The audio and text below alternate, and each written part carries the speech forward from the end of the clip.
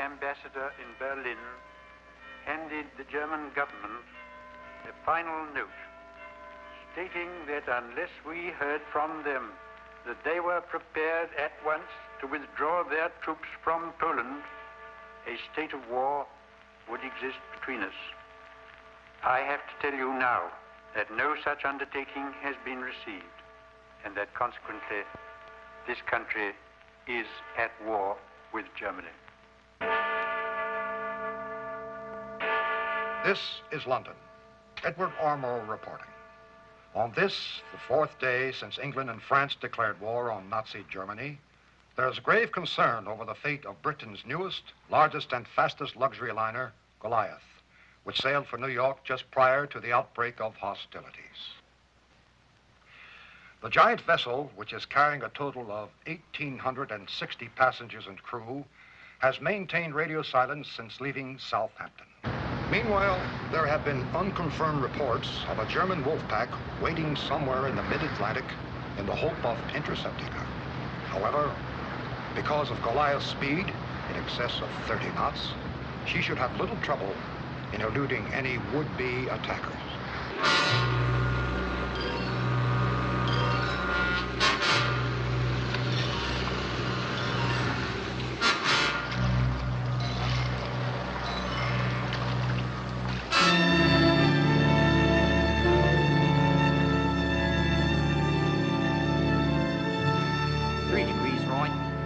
Traffic on the wireless, sir.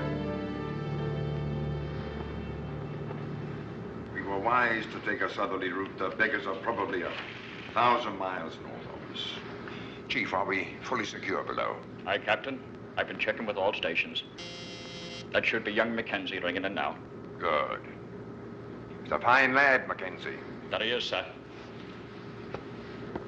A keen eye and smart. If anything's amiss, he'll know about it. Chief Engineer. Yes, sir, everything's under control. Yes, sir, I'm making my way down to the main engine room now. I'll report to you from there. Yes, sir. Thank you, sir.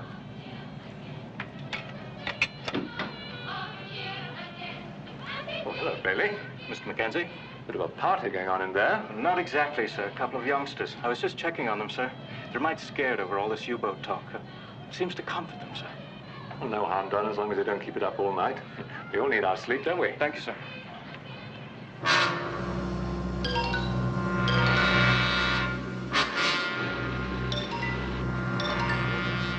Das Schiff ist in Angriffsentfernung. 12.000 Meter. Fertig zum Angriff, Kaloin. Alle Torpedorohre laden. Tonnage 50.000 Bruttoregistertonnen. Nordwest.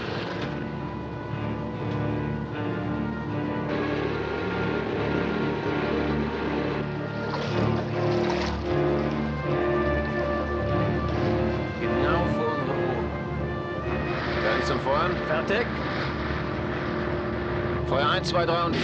Feuer 1,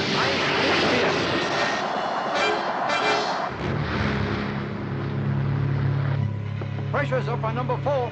No problem. We'll leave it through the mark. Wesker, they treating you all right?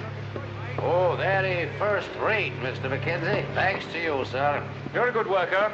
You'll do fine. I never did get to thank you proper for putting in the good word for me to the captain like you did. Oh, I thought it was the noose around me neck for sure. Oh, they stopped hanging stowaways some time ago, Wesker. Well, that may be, but the fact of the matter is that nobody's ever given me anything, sir. You're the only one, the only one. And I love you for that, sir, and I'll do anything for you, Mr. Mackenzie. Anything. Just do your job, Wesker. That's all.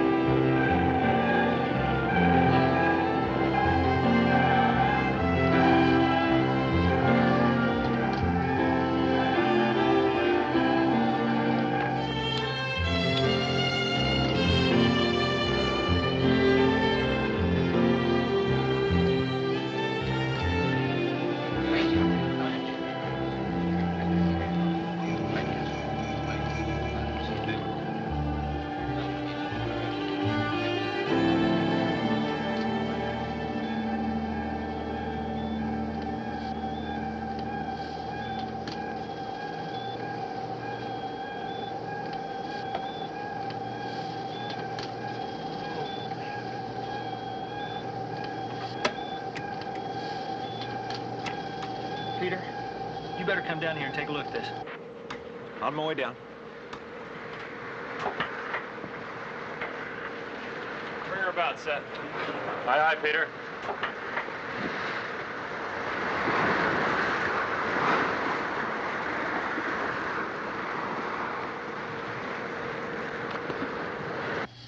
According to the chart, she's at 800 or 900 feet, maybe more. How many tons? That's hard to say. Damn, she's at least as big as a Queen Mary. Yeah. Seth, can we get a list of possible liners down in the area? I don't need a list to recognize this one, Peter. 1,000 feet long, 3 stacks, only one ship she could be. Goliath. Goliath? This far south? I thought she went down off the Azores. Nobody ever knew for sure. That's right. I read a lot about it. See, the German subs had a price on her head. Everybody knew she was taking evasive action, but she went down with all hands lost. Goliath. Goliath. Terrific. Okay, look, she's at least 1,000 feet deep. Gampman, you and I will compress to 900 feet. That should get us to the bow anyway. We'll do our preliminary dive now, go deeper tomorrow. The weather's turning sour. There's a hurricane watch out of San Juan, you know. So, Seth, we'll beat it. I mean, if we don't dive now, it might be 2 weeks, maybe longer before we get back here. Someone else could claim the salvage rights.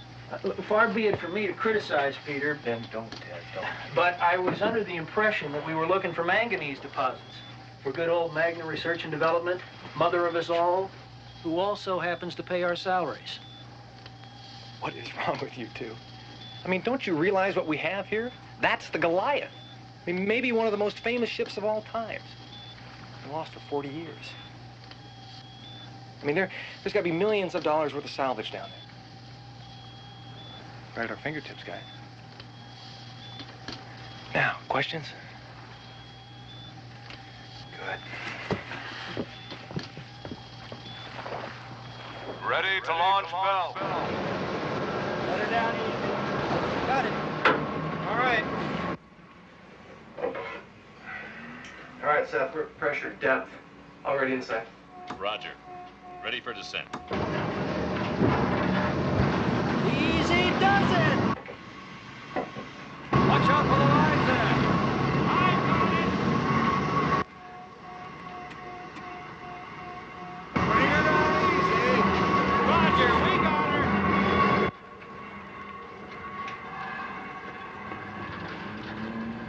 Water contact. Pressure looks good.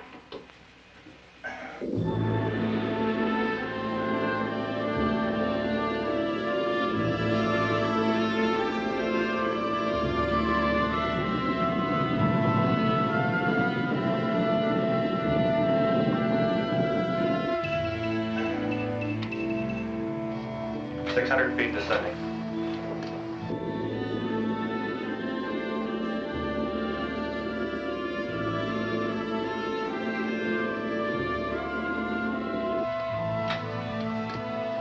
The weather report.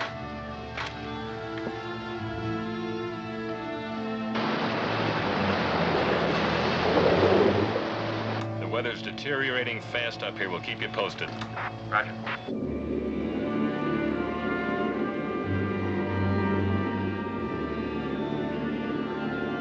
There she is. Approaching 900 feet and coming in over the bow.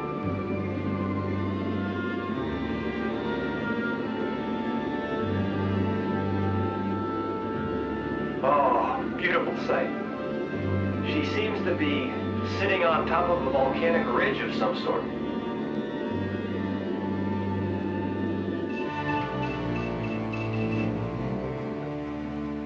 All right, 900 feet. Pressure depth, 371 PSI. Okay. Off you go. Preparing to dive. That's amazing. She's resting flush on her keel. A break for us.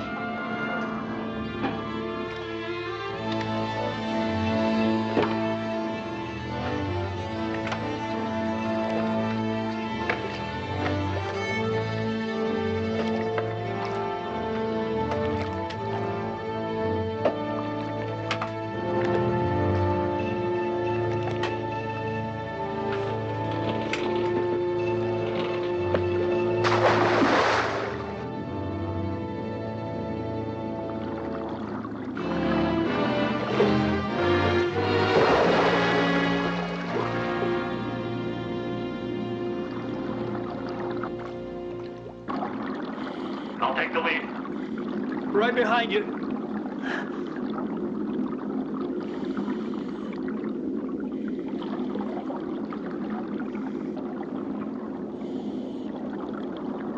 Ted, stay here. I'm going down further. Roger. Be careful.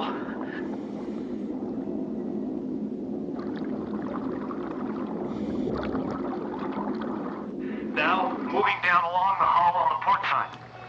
How's the temperature? Surprisingly warm, Seth. Must be volcanic activity close by somewhere. Lava flows on the ocean floor.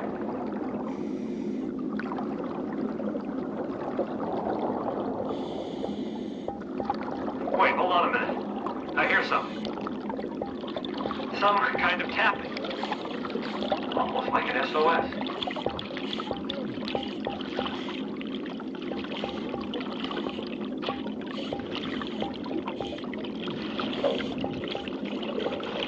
Pressure gauge seems to be malfunctioning. Wait, there it is again. Someone is sending an SOS.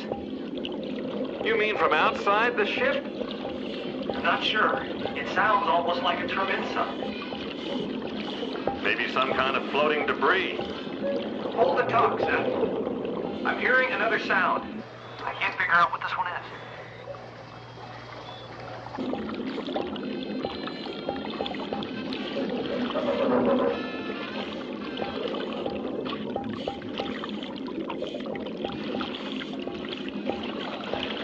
It's right in here. One of these portholes.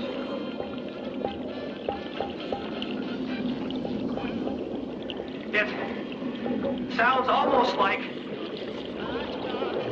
well, like music.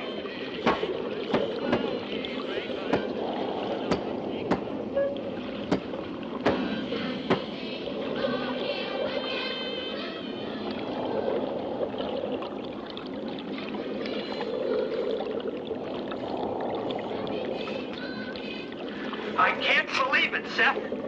I swear to you, there's music coming out of this porthole.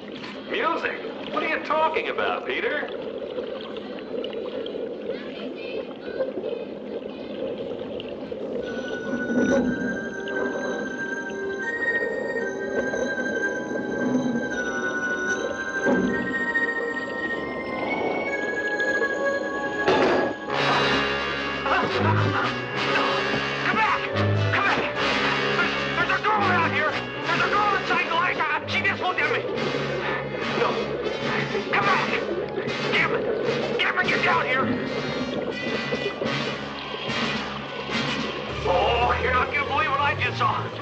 Well, she's down here. I saw her.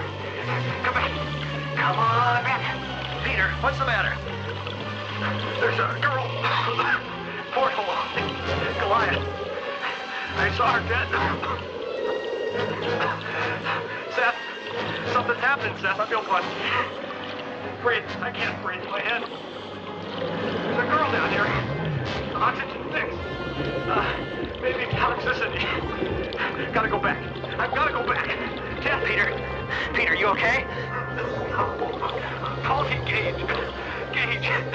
Ted, she's alive. Alive. Peter. Peter, we gotta get back to the bell. Alive. What's happened? What's going on down there? He's in trouble, Seth. There's something wrong with his pressure gauge. Alive. I saw her. She's alive. Yeah, listen. We're going back. Back. Come on, Peter. We have to get back to the bell. Oh, my God. He's gone into convulsions. Get the decup chamber ready.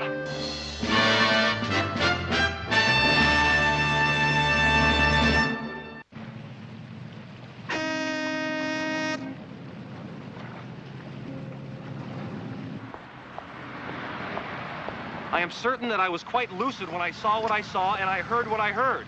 Listen, all I'm asking is that someone with the proper capabilities and hardware go out there and investigate. Look, if I'm wrong, you can lock me up and throw away the key. And if I were to give you the okay and you were wrong, they'd lock me up too, only my cell would be padded. Commander, you're a salvage officer. What'll it take to do this job? Well, for openers, sir, we might toss Mr. Cabot here in a straitjacket. I mean in the way of equipment. Yes, sir. Our most sophisticated vessel is the Point Loma, sir, but she's in dry dock and couldn't be made available for at least a month, sir. Any other solution? Well, if the Admiral's really serious about pursuing this charade... I am serious, mister. And I expect a direct answer to my question, not a personal observation. Yes, sir. The British have the equipment, sir. The Royal Navy? No, sir. Private outfit that has a charter arrangement with the Royal Navy for rescue and salvage, sir. Oh, a private outfit? Yes, sir. British Oceanics. They specialize in underwater work for the North Sea oil companies. And you think that they could undertake this job, huh? As good as we could, sir. Admiral, the Goliath was originally a British ship. It still is, for that matter. Then that's a solution, sir. Not so fast, Mr. Cabot. I still think this is nonsense. But I'm impressed with your candor, as I was impressed with you as a naval officer. Therefore, I'll see what arrangements can be made.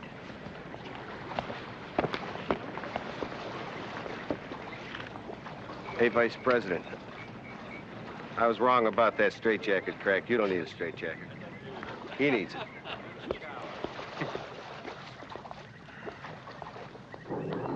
Meet me at the car. I won't be but a minute. Yes. I guess you thought I'd gone bananas buying that story about that girl floating around down there, fresh as a daisy after 40 years?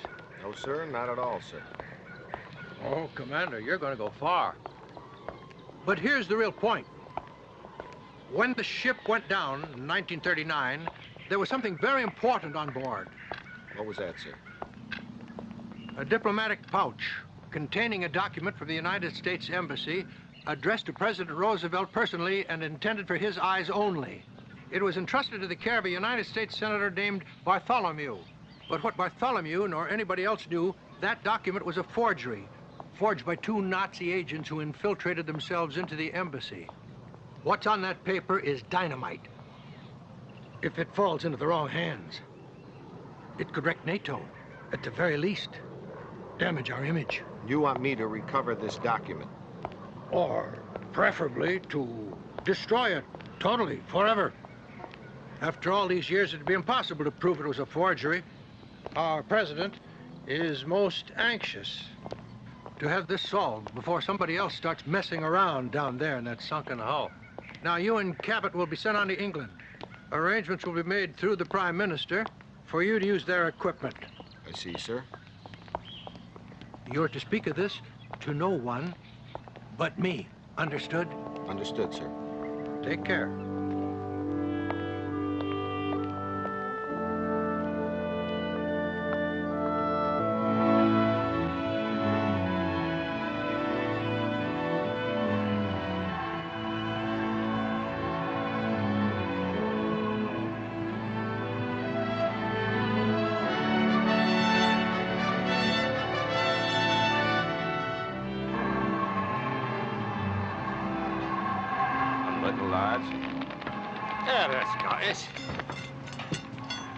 I've got a few of the key men together for you to meet. Good. And we were able to get a copy of Goliath's original plans. It's going to be an exciting adventure, wouldn't you say so? Sure. I wasn't hallucinating like everyone thinks. Oh, I wouldn't pay no mind. That's what they thought about Galileo. Well, lads, here we are, our American visitors. Commander Jeff Selkirk, U.S. Navy, and the man who found Goliath, Peter Cabot. Hi. That burly chap there is also an American, Bill Sweeney. He's our #1 diver. Welcome, fellow patriots. Bill, Navy? No, I used to work in a bulldozer factory till I got tired of chasing the nuts and bolts. All he chases now are the lasses in Edinburgh. I'm Ed Linda. Ed. This here's my diving partner, Robbie Cole. Robbie. Hi. Speaking of lasses, tell us more about the mermaid you found in the Goliath, Peter. Ah, mermaid. That just might be the answer, Robbie. Down at the end there, the one sucking on that smelly pipe is our ship's doctor, Sam Marlowe.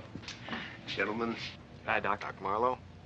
Besides wiping runny noses, I'm also an experienced saturation diver, so if you need me. Thanks, Doc. The one with the beard is Dave Miller. He's the pilot of the PC-80. That's the lockout submersible we'll be using for our preliminary dive. Well, that's the whole scruffy lot of them. Looks like the pick of the litter to me. Wouldn't you say so, Peter? Yeah, absolutely. Well, we're all set to get underway whenever you're ready. Well, let's do it.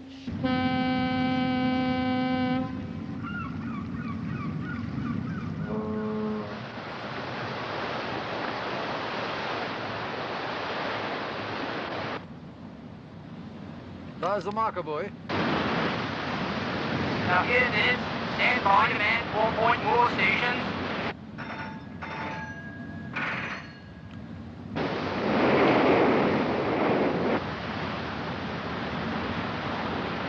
That covers my notes. Peter, would you show us again, please, where you saw that reflected light? The light wasn't reflected. It was from inside the ship, where the girl was. Excuse me, where you thought you saw the light? Certainly, Mr. Selkirk. Port side, right there. Everybody got that? All right, gents, this is the way it's going to go down. Davey, you'll be at the controls of the PC-18. Linder, Cole, Sweeney, and Doc Marlowe, you'll be in the lockout. We'll all be saturated to 1,000 feet. Peter will act as co-pilot and guide to you, Dave. Any questions? Yeah, question. If anyone's going on an exploratory dive, Jeff, it's me. This is my baby. Any other questions? Can we be excused?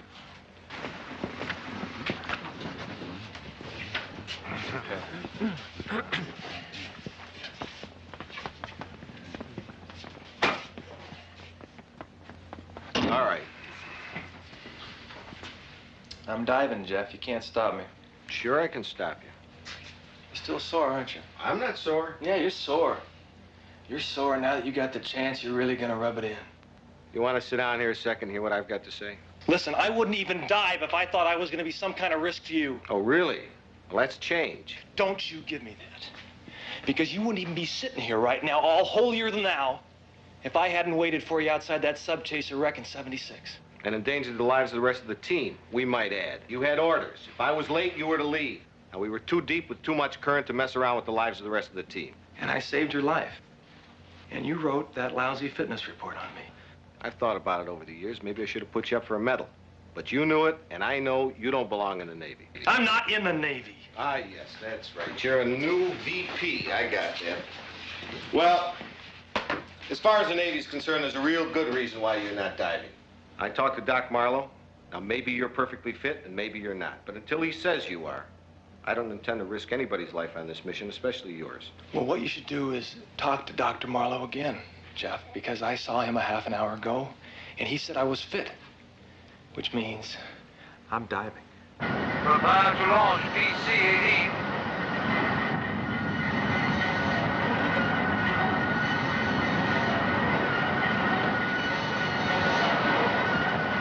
AC-18, ready for launch.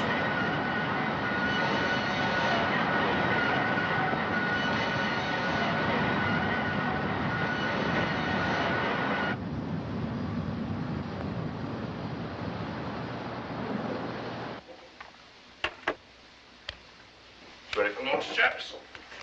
Ready for launch. What do you compress for? 1,000 feet. I copy. Stand by. Launch submersible. Launching.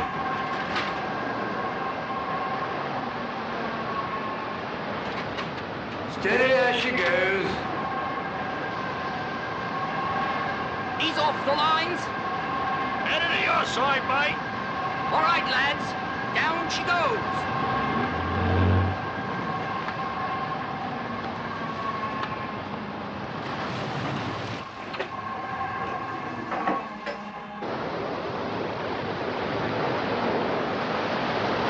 Cast off all lines.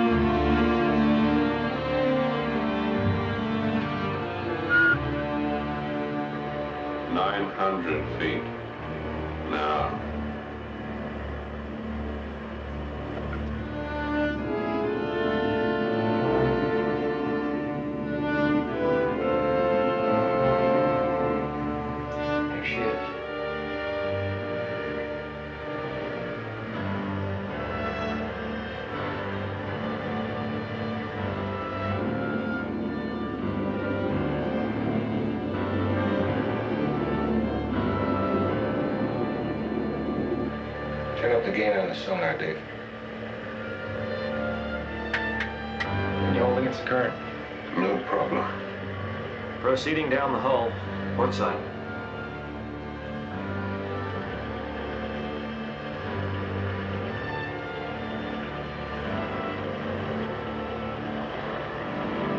There. Fresh lava flow just beyond. Look over there. How do you like tropical fish at 1,000 feet?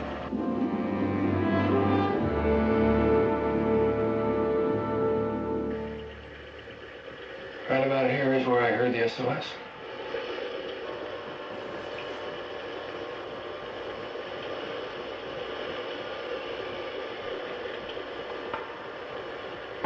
There. There.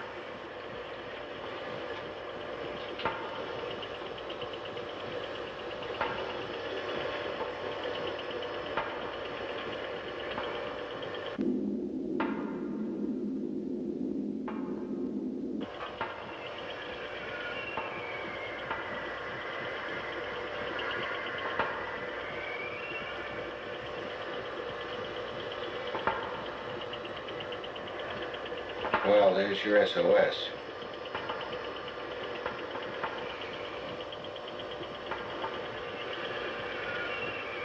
Sorry.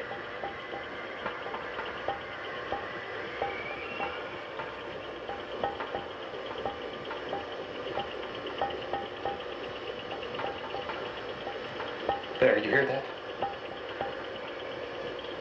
That is an SOS. Yeah, I hear it. I just can't believe it. Dave, get us closer. Bring us down the hull a little bit. Roger.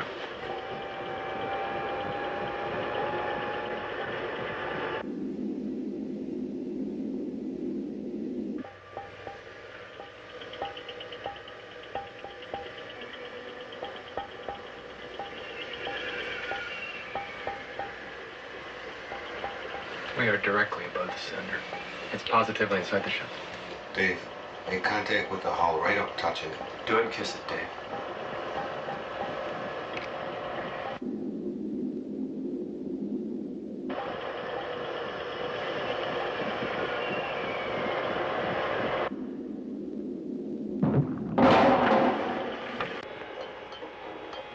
All right, here, give him an answer. You're a Boy Scout.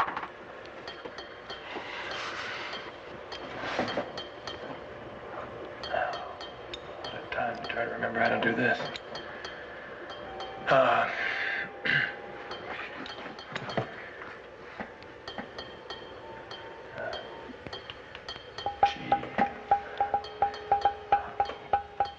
Goliath.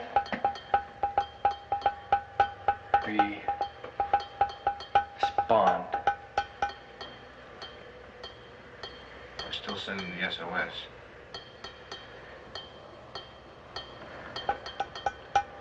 Goliath. Respond.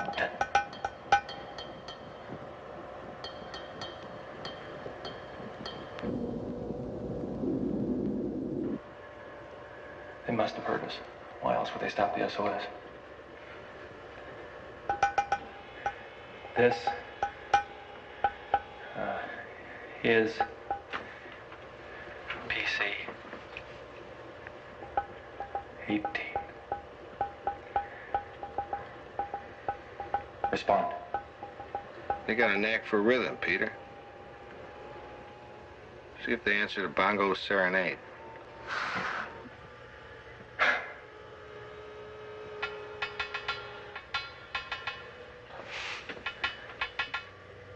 Hey, I'm answering.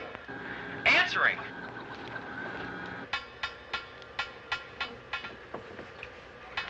Here.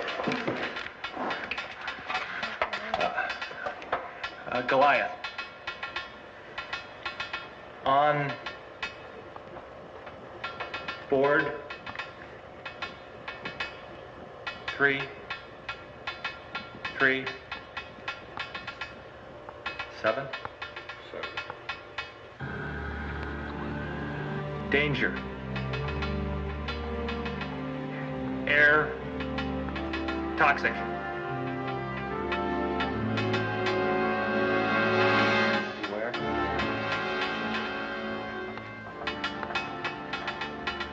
copper named Mackenzie.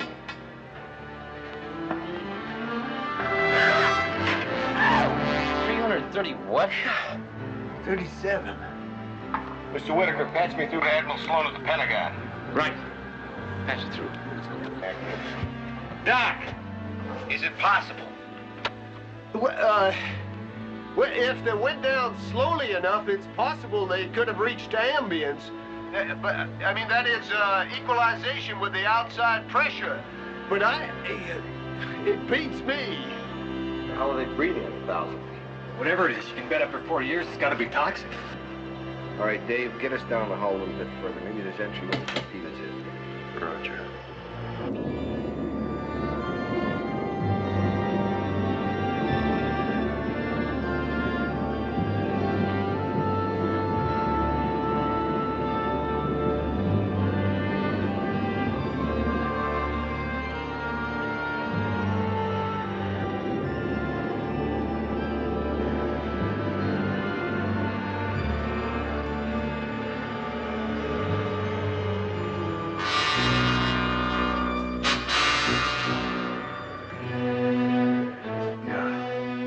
Torpedo hole.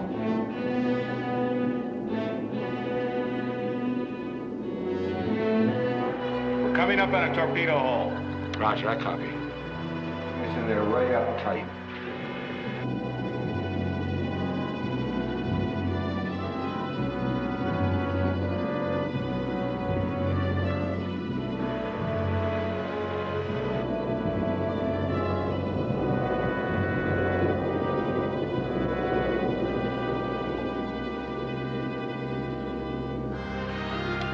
We're patched through to Admiral Sloan's office, PC-18. Stand by. Yes, sir. Selkirk, sir. Yes, thank you. Hello, Jeff. Sloan here. Admiral, we've just gotten a message from inside the Goliath. What was that?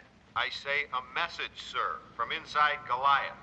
It was Morse coded through the hull. What's the message?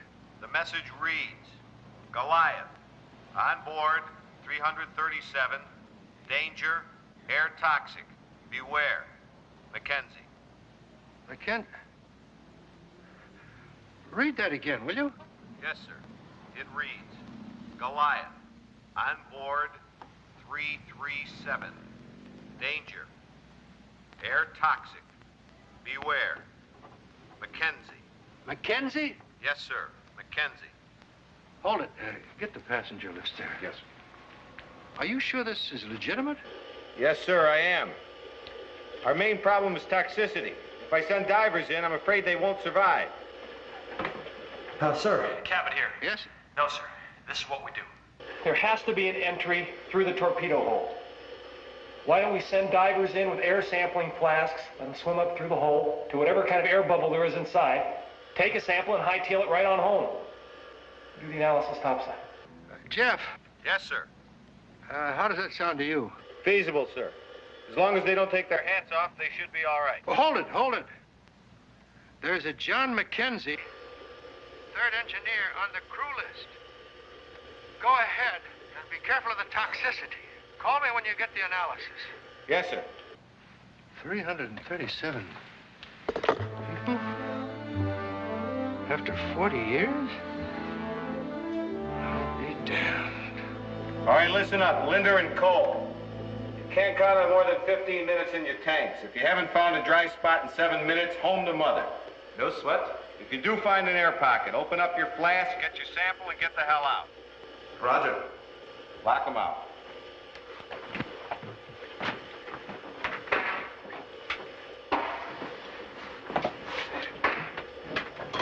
Timing. Starting. Now.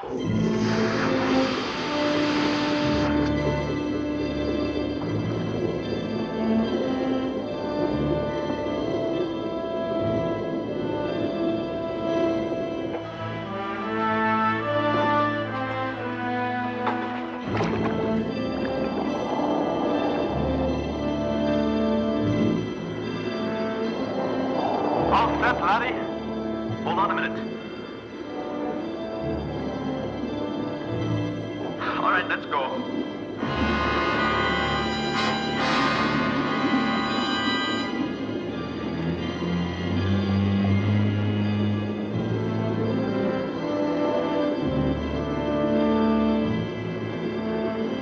Robbie, watch out for those jagged edges. You go first. I'm right behind you.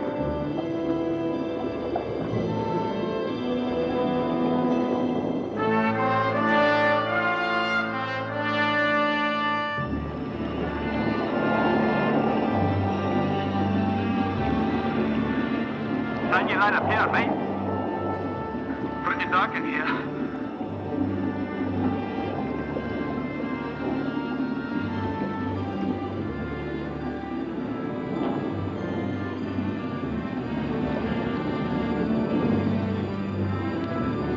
You okay? Never better.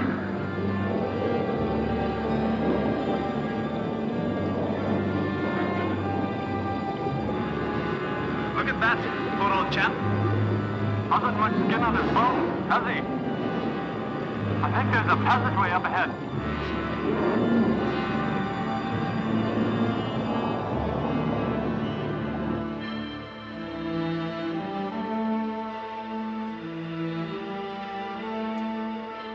What kind of time you got? 4 minutes.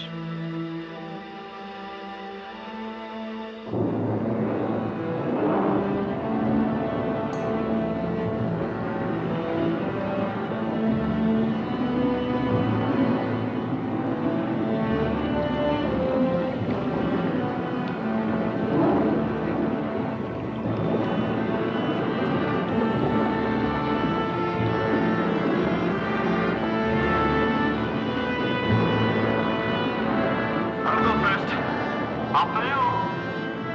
I think I see a light above us. A light? Come on, up this way.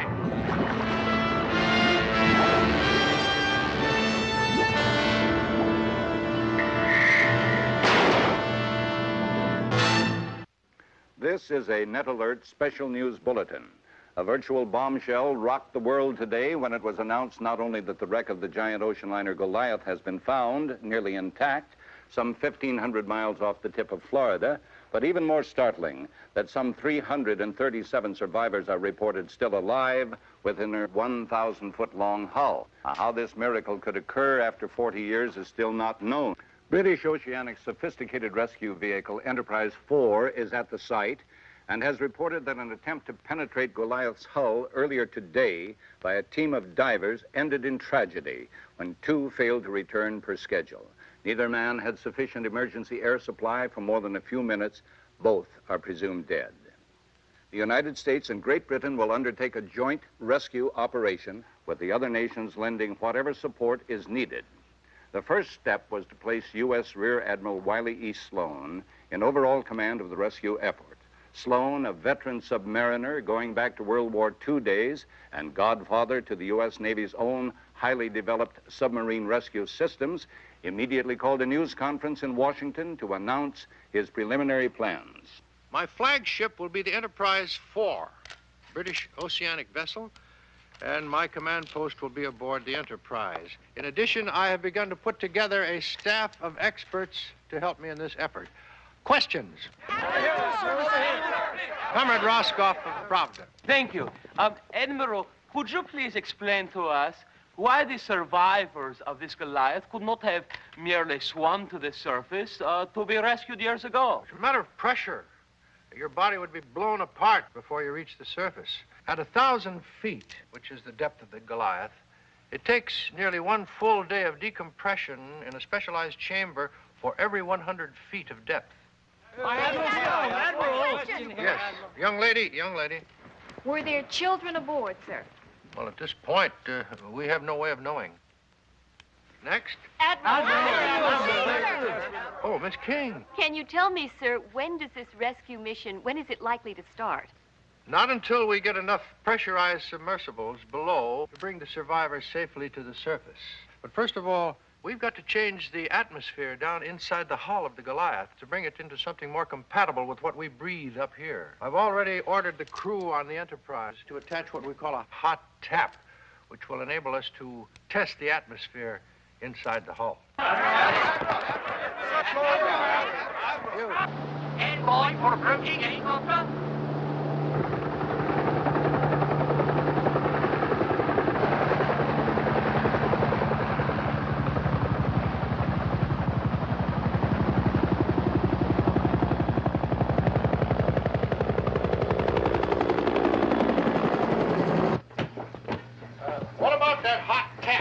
hot test has been completed, sir.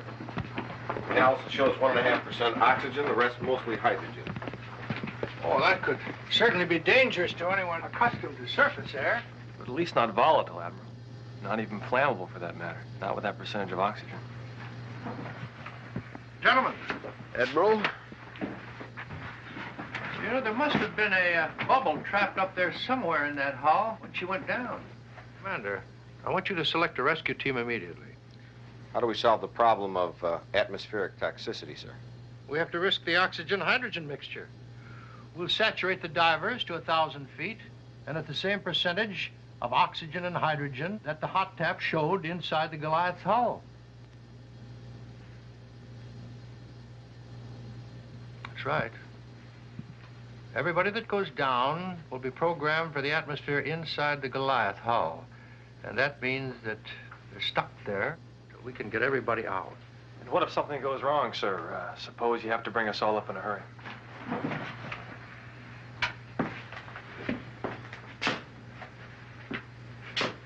This is strictly a volunteer mission.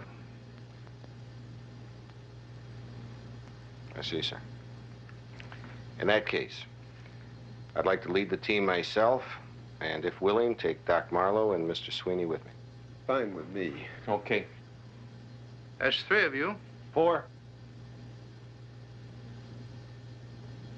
It's agreeable.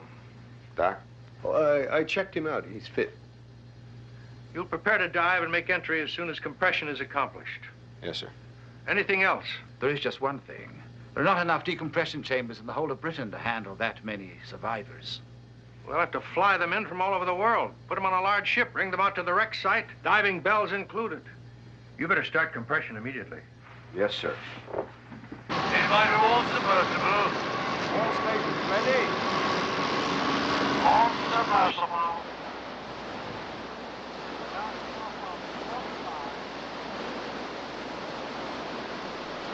That's all on starboard. Cast off all lines.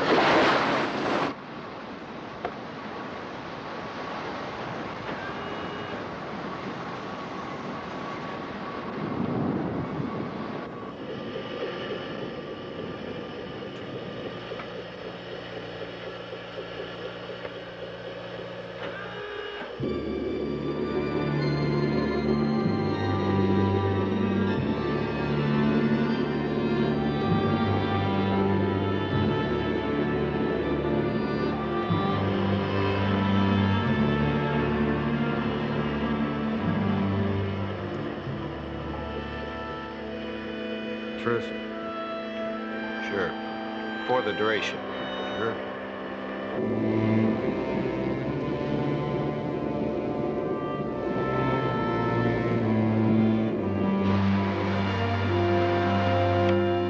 This is Enterprise 4. What is your depth reading? Over.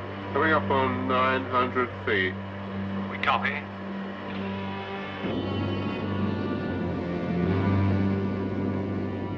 Goliath hull coming into view now.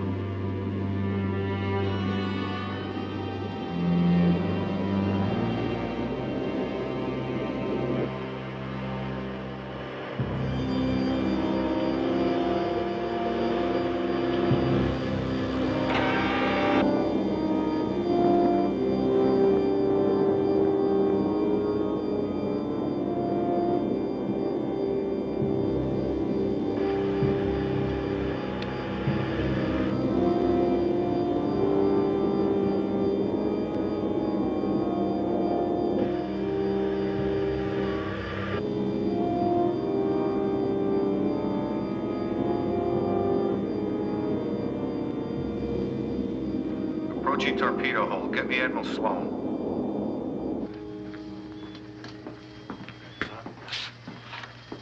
This is Sloan. Ready to launch diver, sir. Just be sure you check your come-home tanks, in case you gotta get back fast. Yes, sir. Any more Morse contact with Goliath? No, we tried, but they don't answer. Thank you, sir. Suit up, guys.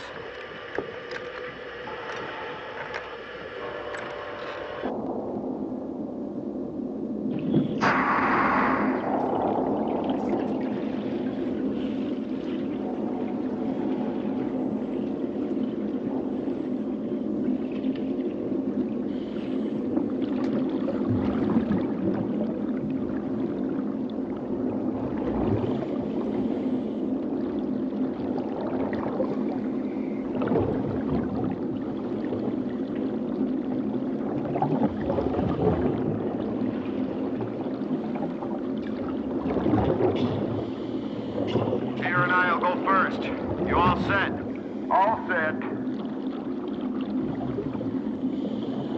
Go ahead. We're right behind you.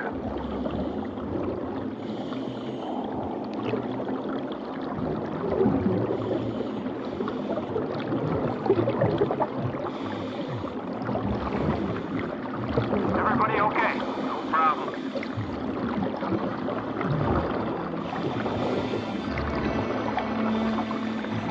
Anybody gets in trouble, give a holler. Let's go.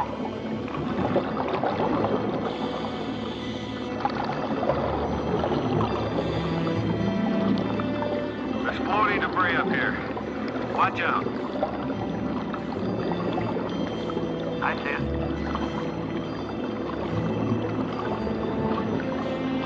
How you doing? Fine. Don't worry.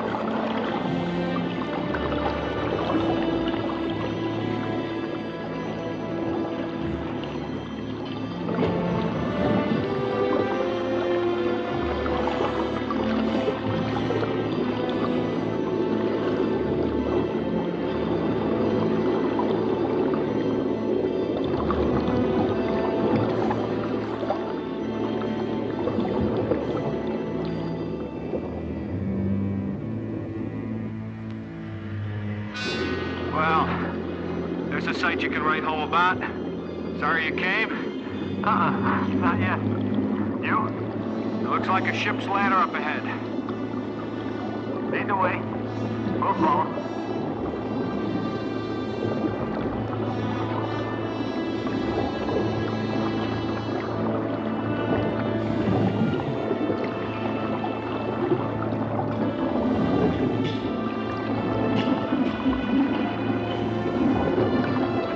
Some sort of light up above.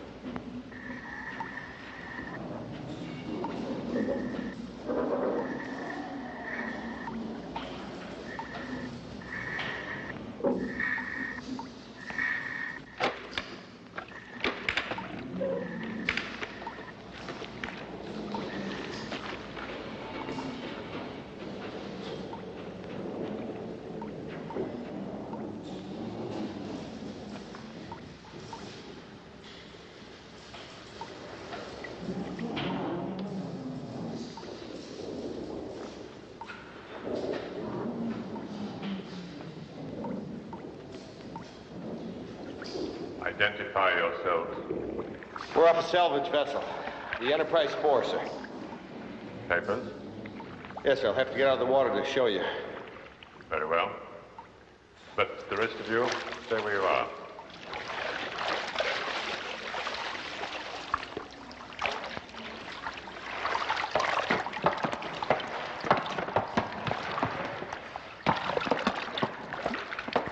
Thank you, sir.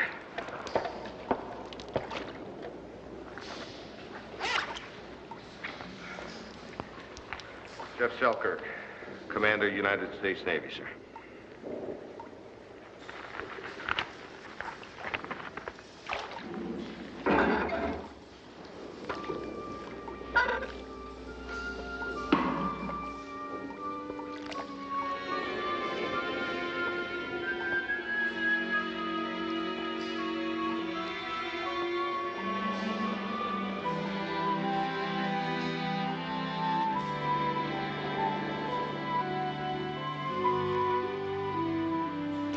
Doesn't look like any mermaid to me.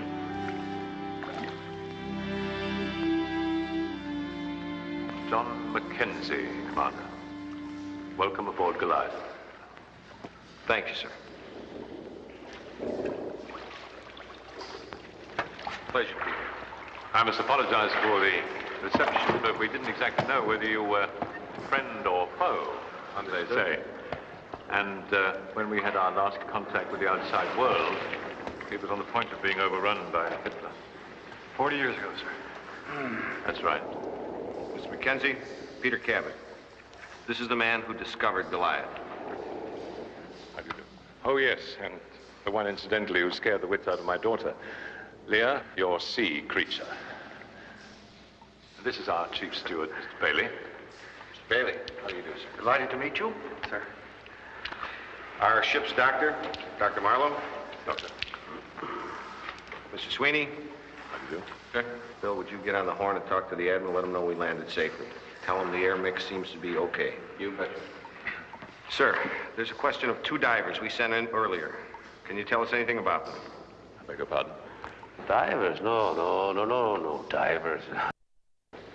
Are you certain? There were no divers. I know for sure. The currents in the ship are very swift and very severe. They could easily have got lost. And it's just a mass of twisted wreckage back there. Oh, excuse me. Commander, this is Dan Wesker. I think it's safe to say that without him, none of us have survived the original sin. Well, Mr. Mackenzie, sir, that's a lot of blarney. That's what that is. Mr. Mackenzie here, our saintly genius, he saved a lot of us. He did. God bless him. I was just following instructions. Same John Mackenzie that was the 3rd engineer when the ship went down. Yes. Chief engineer now. Unanimous decision by all of the people. Mr. Mackenzie, there are several things of importance which I'd like to discuss, sir. Naturally, all in good time. In the meantime, you'll be wanting to change your clothes and suitable quarters, I think, Wesker. I believe there's a cabin on G deck, sir. Excellent. Well, you'll lead the way, will you? And I think we can dispense with the security guards. Sir. What about the valve people? Oh, I don't think they would be so foolish as to come into this part of the ship. I don't know. They've been acting rather bold lately. Very well. But just a few guards.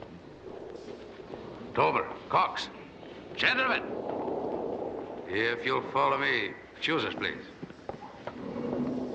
Leah. You got it all? Yes, Father.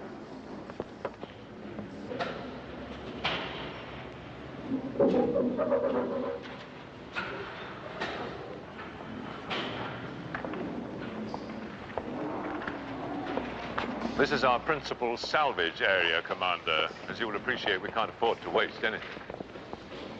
The lights. What makes them glow? They're filled with phosphorescent algae. All you have to do is add water and a small electrical current. Father worked it all out ages ago. Right man, your father.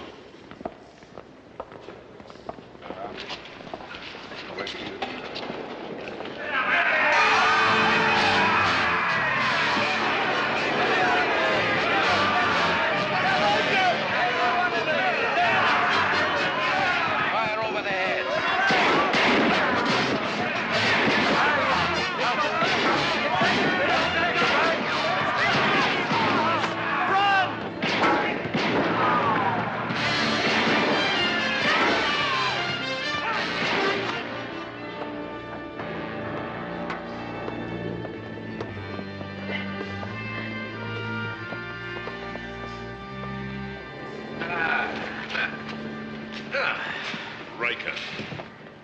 No. Still alive, are you? You're not so lucky this time, huh? But you'll never get away again. You mark me. Shall we take him to the brig? Yes. All right, to the brig, boys. On the double.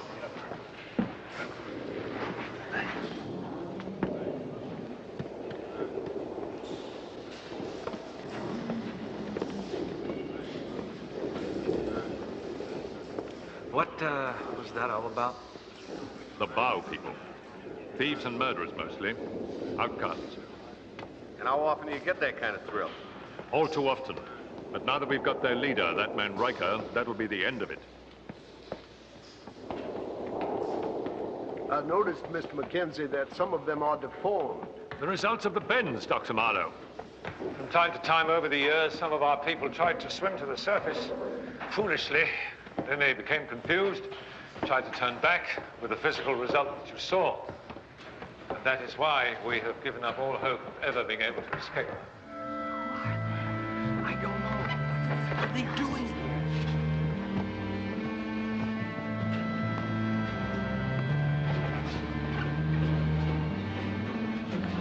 Folks aren't real friendly down here. It's because you're strangers. Never in our whole lives have we seen strangers before. Except the elders, of course. What is an elf? The elders were on board when Goliath sank. We rely on them for all our knowledge. I take it your father wields a lot of weight around here. Yes, he's the president of the Supreme Council. He was elected for life.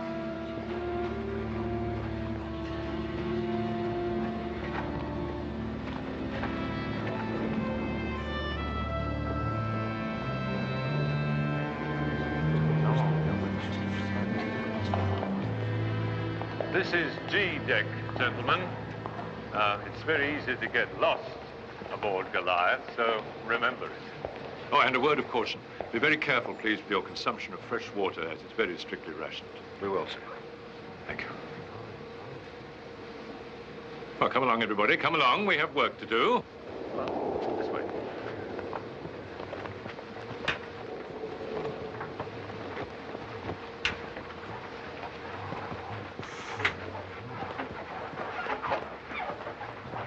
These will be your quarters here. Leon, Wesker will take you back to your cabin. Extra guards, I think, Wesker. Right, sir, right. Mum. Please. I hope you'll be comfortable here. Under the circumstances, you appreciate it's the best that we can do. It'll be fine, sir. I'll leave you now to communicate with your ship. And I'll be back shortly to show you the real miracle of Goliath. Thank you.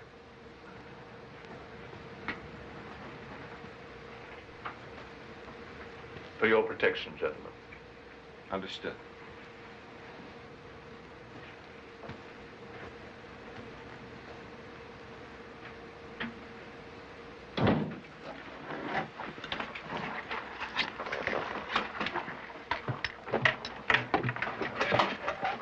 How much ammo did you bring, Sweeney? Not enough to hold off those bow weirdos. Or anybody else, for that matter. What exactly are your speculations, Sweeney? I don't know. Those guards, for instance. There's an awful lot of them, and they stick to us like glue. They're for our protection. Yeah, sure. But the question is, from what?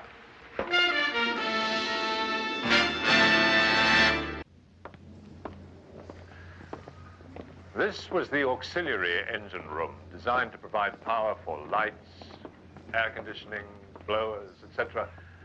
Fortunately, it's located in the forward part of the ship and was within the air bubble that formed when Goliath went down. Open up, would you please?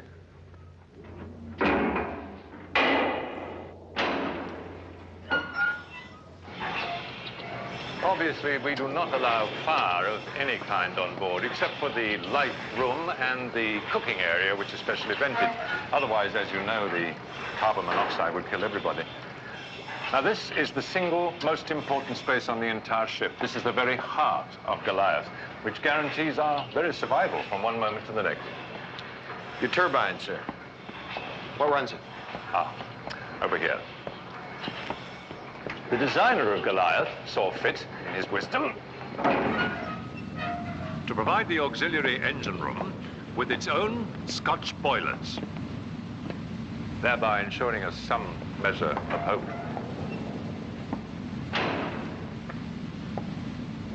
When the torpedo struck, I was aft in the main engine room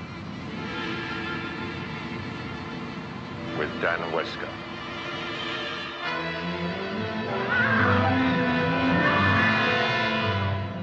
Somehow, we made our way forward to the temporary safety of the air pocket. The people had panicked, were trying to reach the top deck, unaware that it was now completely underwater. Out of a total of almost 1,900 passengers and crew, only 240 managed to survive. The captain and most of the ship's officers were gone, and the rest of us were faced with certain death as our oxygen supply ran out. But then I remembered the auxiliary engine room forward. If anything was to be done, it would have to be there. We made our way down to G deck.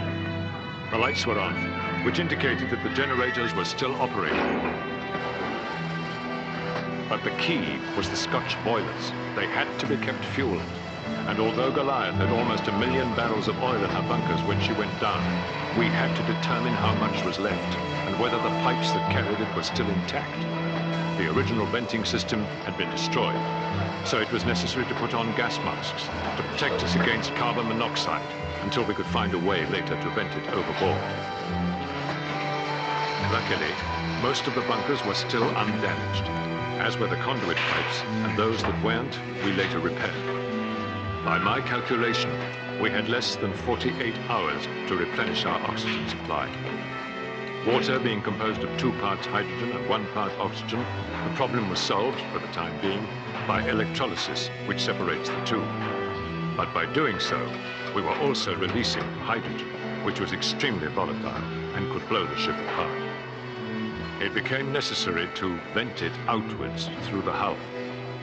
By now, the pressure inside Goliath had equalized with the pressure outside, so the water was held back. After many hours, the job was finished, which meant we had some air to breathe. We had a shipment of barrel lime aboard, which we spread around to soak up the carbon dioxide we were breathing out, and until we could later construct a more permanent air scrubbing system. There was plenty of food and water aboard, and the forward staterooms were intact. And now that the crucial problems had been temporarily solved, the people settled down to wait. And here we are.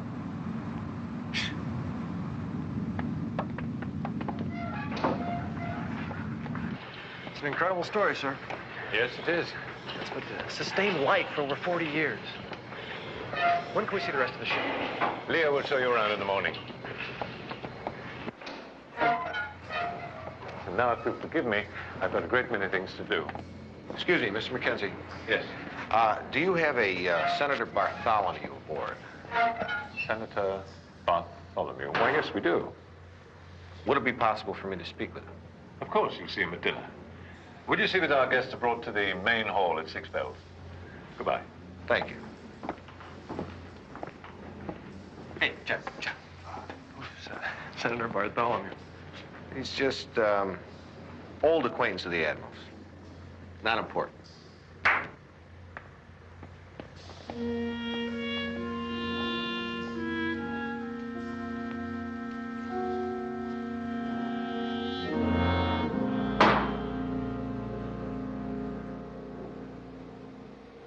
The council is now in session. Bring in the prisoner.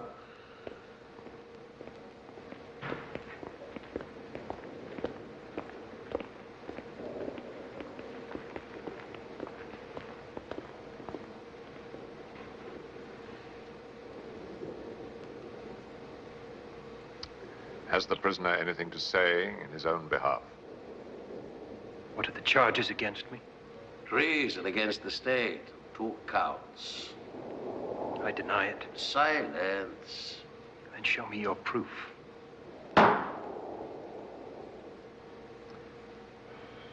Bring in the witness.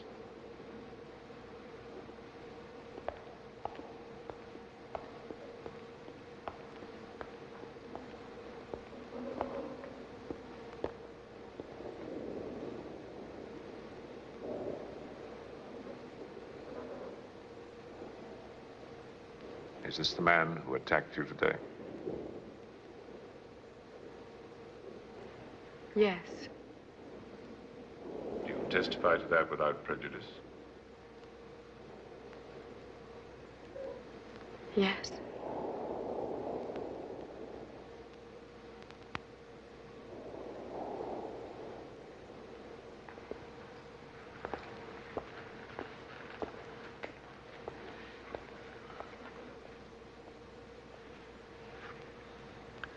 Paul Riker.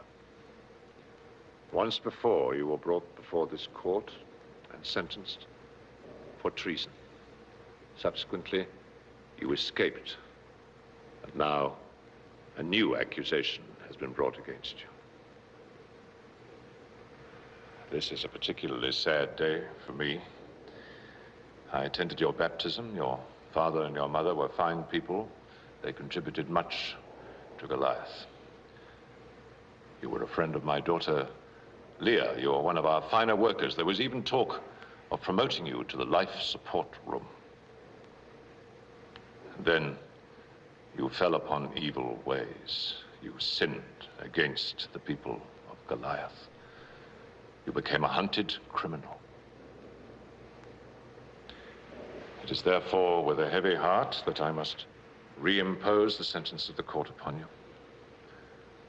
I have no choice.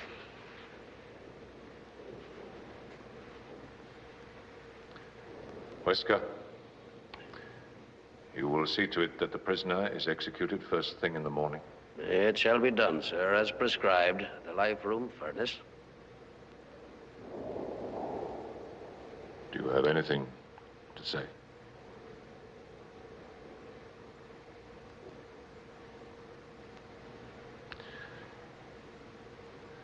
Then God be with you.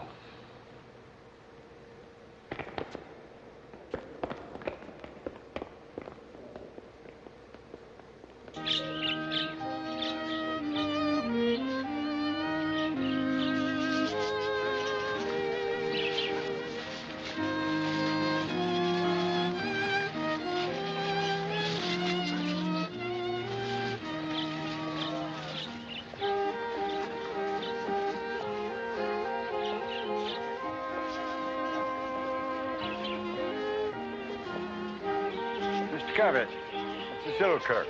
Dr. Marlowe, I presume. Excuse me, sir, but aren't you... Ronald Bentley, at your service. Head of the welcoming committee. Ladies and gentlemen.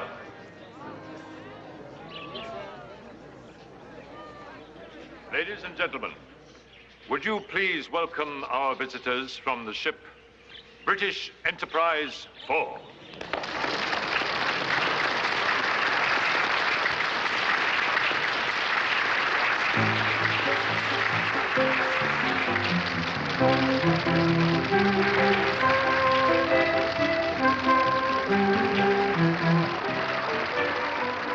Right this way.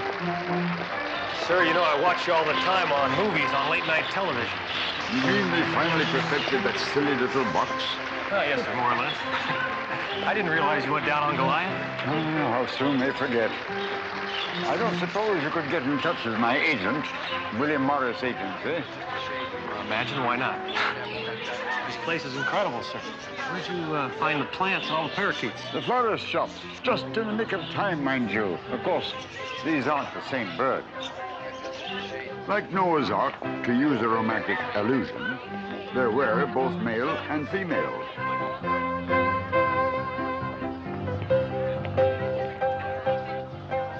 Commander, would you come and sit up here with me in the council, please? And Dr. Marlowe, with Dr. Goldman, I think. And Mr. Cabot, I'm sure you won't object sitting next to my daughter. Oh, sir.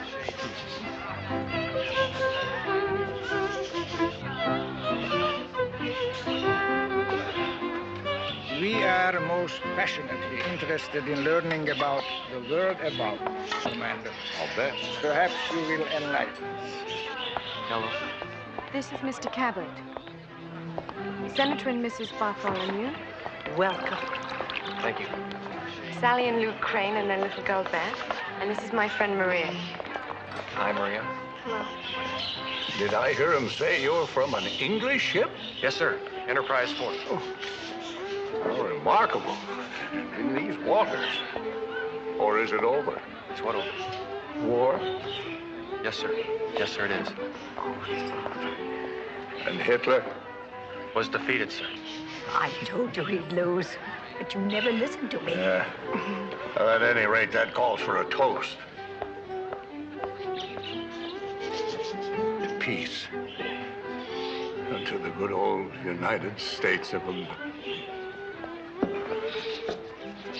Oliver, I'm afraid he's had too much of this seaweed champagne. Not at all, not at all.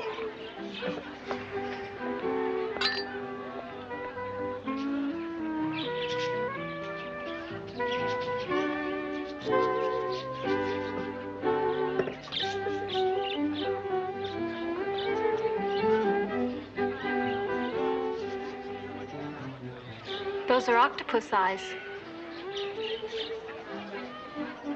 Is something the matter? No. No. No, I'm, I guess just not much into octopus eyes tonight. That's all. Oh, well, I'll get you something else. You're on board. That you are. And you and I have a lot to talk about, Dr. Goldman. Yes. Dr. Marlowe, there's something I really want to know. My father was trying to escape from Nazi Germany when he came on board Goliath. He died when I was 28, but all his life he wanted to know what happened. Your father got out just in time. Was Hitler really murdering them? The bastard killed 6 million men, women, and children.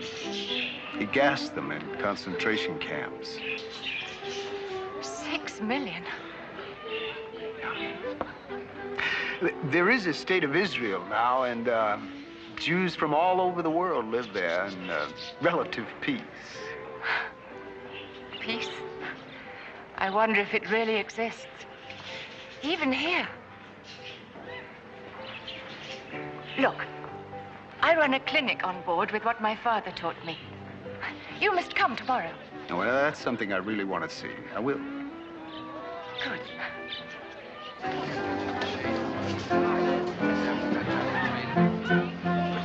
Are you saying, Commander, that another great war is about to commence?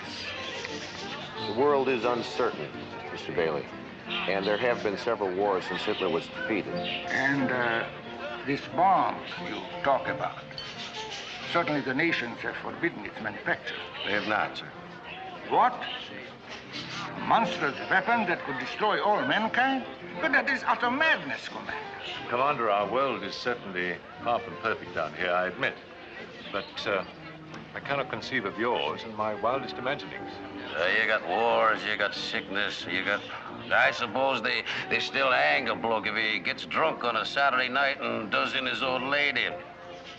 Well, I hope I haven't painted the picture as pessimistically as that, Mr. Wesker.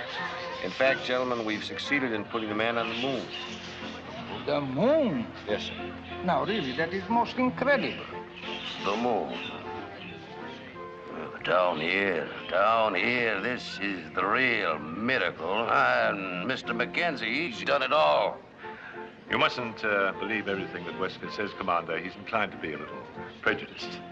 The truth is that we can all be geniuses when survival is at stake.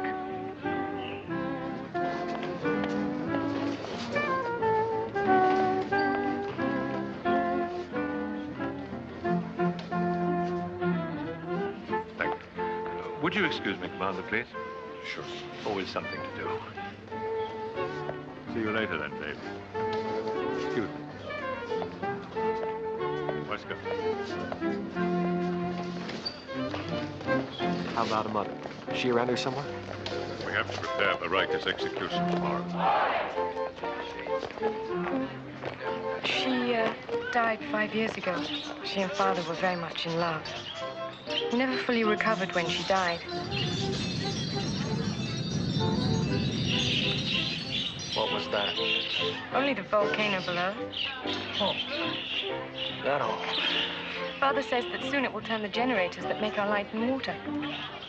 How? With the heat exchange system he's invented. Apparently your father has invented everything. Ladies and gentlemen, we hope you're enjoying the Land of War. Please excuse me, there's something I forgot to do. I think we'd best be getting along, too. Yes, it's way past our bedtime. Our sister likes to get up with the sun. You know what I mean, I hope. Sarah, you're going to have these young folks thinking we're really over the hill. We are over the hill, Oliver. Good night. Good night.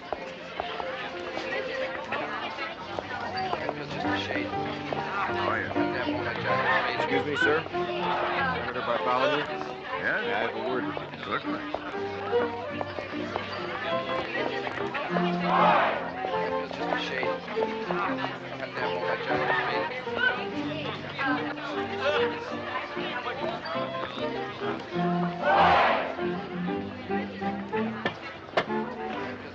brought you something else. What? Foul.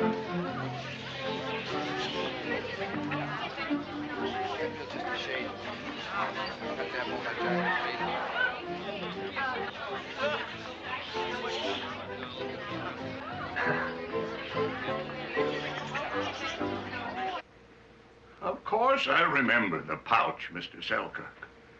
It was entrusted to me by the President's special envoy to England.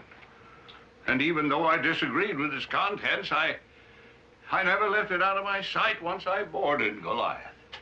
And can you tell me what became of it? Mr. Selkirk, as you can see, my husband is quite tired. Perhaps this could wait till another time.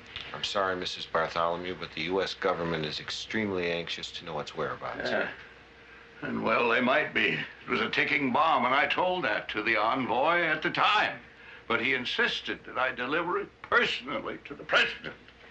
My orders come directly from him, sir. FDR? Well, don't tell me he's still alive. No, sir. His current successor. Oh. Oliver, why can't you sit down? Please. Mr. Selkirk, he must rest. Oh, my dear. He's a naval officer. He has his duty to perform. Thank you, sir. It was lost.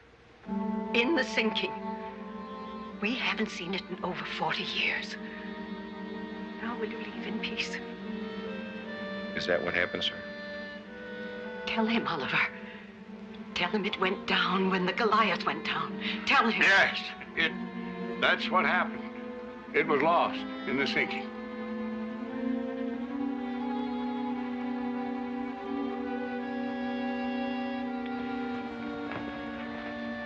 Thank you, sir. I'm sorry to have disturbed you both.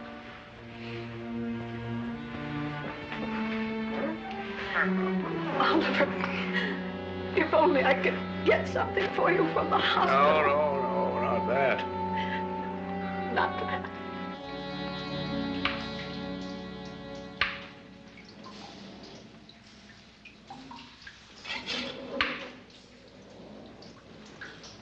What was that? Probably the current.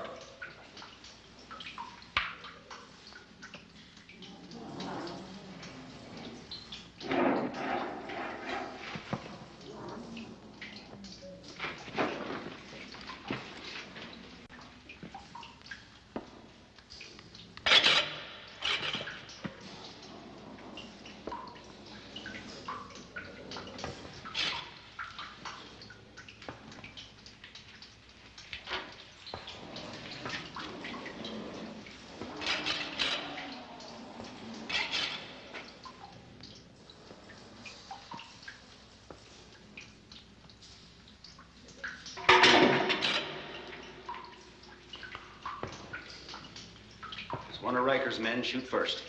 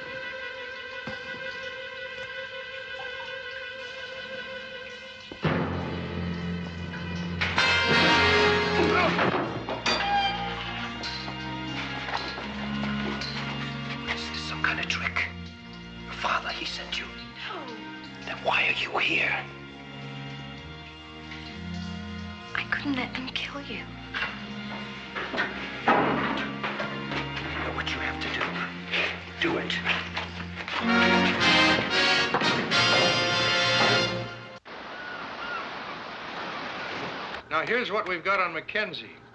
He graduated top of his class, Royal Maritime Academy, 1937. Patented a dozen gadgets before he was 19. Episcopalian. Grew up in Richmond, Surrey, England.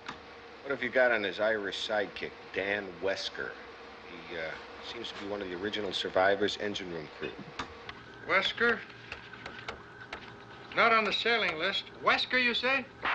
Wesker, W-E-S-K-E-R, I believe. Seems to have a lot of authority, throws his weight around. No, we'll check him out. Thank you, young man. Yes, sir.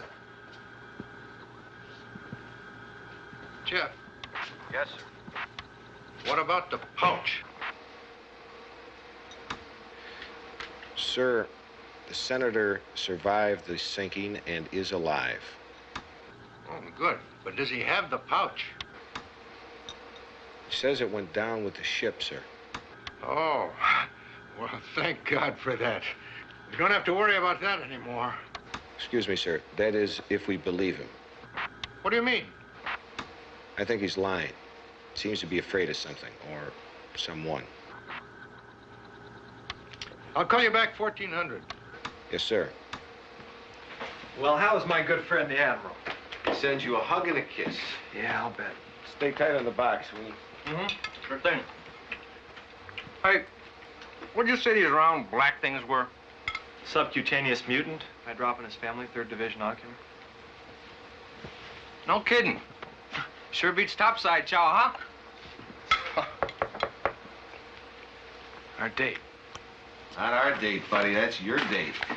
We're just coming along for the ride. Shellfish, Sweeney, don't worry. Good for the eyesight. Miss McKenzie. If you don't mind, you can direct me to the ship's hospital. I promised to see Dr. Goldman. And I've got to make arrangements for the inoculations. Inoculations? What for? Earthborne viruses, Mr. Wesker. They could be deadly to your population, and we don't want to take any chances. What's that? Don't worry. We've already cleared it with Mr. Mackenzie. We'll be all right. You can leave us now. Oh, it's orders, Miss McKenzie. That bow person, Riker, he's escaped. Your father's very upset. Some traitor got the key to his cell and let him go.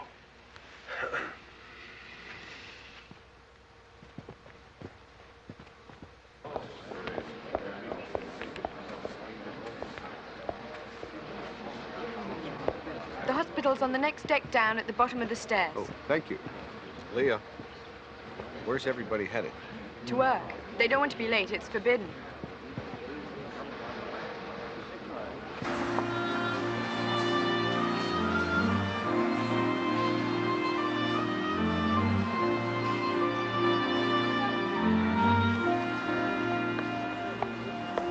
And this is our hydroponic garden. Up there is where the majority of our food is grown, without soil. Only desalinated, brackish seawater is used. But the nutrients in it allow the plants to grow.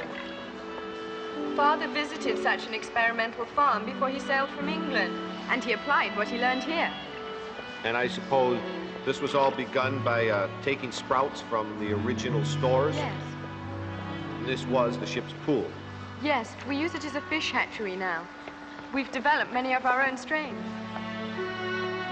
The people you see are called Agra people. They're trained as children and work here all their lives. Does that mean they can never change? Not unless they're elected to the life room. The most important of all are the life people. It's their responsibility to tend the boilers and operate the turbines and generators.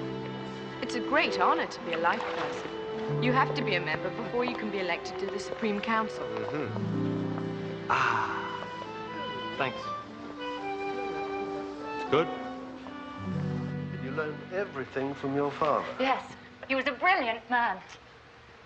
Seems that Goliath has more than its share of brilliant men, You're thinking about Mr. Mackenzie. from whom all blessings flow. You know, I have a great curiosity about your world. I can't imagine what it's like at all, in spite of everything we've been taught about it. It might disappoint you, but I hope not. Do you have much illness there? Yes. There are many enemies we haven't conquered yet. There's cancer, the common cold. Oh, we don't have anything like that here. No illness at all? Oh, minor complaints, of course. But our isolation has protected us. In the beginning, many died. But now we have a strong population with natural resistance. Which reminds me the reason I'm here, aside from your charming company, of course. Mm-hmm. We brought along some serum to inoculate the people against any viruses that we might introduce ourselves. Does Mr. Mackenzie know about this? Surely you don't think we'd do anything without his permission? Of course not. Are you married, Dr. Goldman? No. No, I'm dedicated to my work. And Mr. Mackenzie thought I would be more valuable doing this. Are you? Yes. Oh. Children? 3. Oh.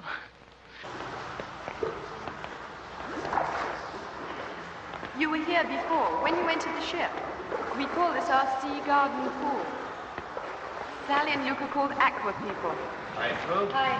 We've worked down here since we were children. In fact, it was over there that I proposed to Sully. It's very romantic. I remember I was training plankton at the time, and I fell in. We had to have permission to be married, of course, and to have a child. It's a great privilege. We were very lucky. Who decides who's lucky? The Supreme Council. Mr. Mackenzie. We must go and let you get on with your work. But I haven't told you about the pool yet. This was originally the first cargo hold. It was badly damaged. The salvage people managed to pump it out. Salvage people? A work group, too. They reclaim sections of the ship for the people's use. My friend, Maria, you met her? Sure. She works with them. We find clothing and clocks. Sometimes even jewelry. Of course, we all fight over that. Do the fish always come this far inside the ship? Sometimes they do. Then we really do celebrate. This thing's been good to us, Peter. We even make our own medicine from algae. Father says there are some things we know down here that you don't know up above. I'll bet on that. I really think that we should go now. Why are there guards all ways around? The Bow people steal our food. It's for our protection. Isn't that right, Mr. Wesker? Well, that's right, very right. We look after our people, so. Miserable one. No. We should go. Plankton string. I'll get you on. Don't forget Beth's birthday party later on. All right. What is this? Let me see.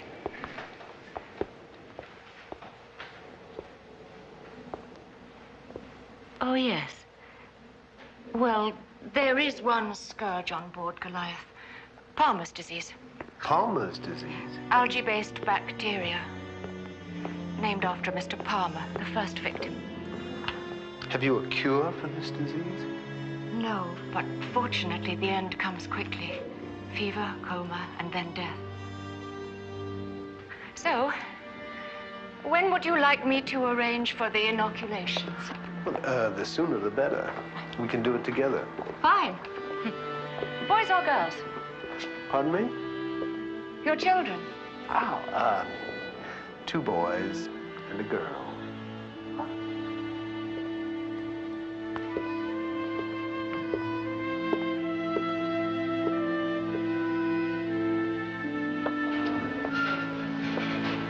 There's Maria. We mustn't stop her working. Maria, move along there.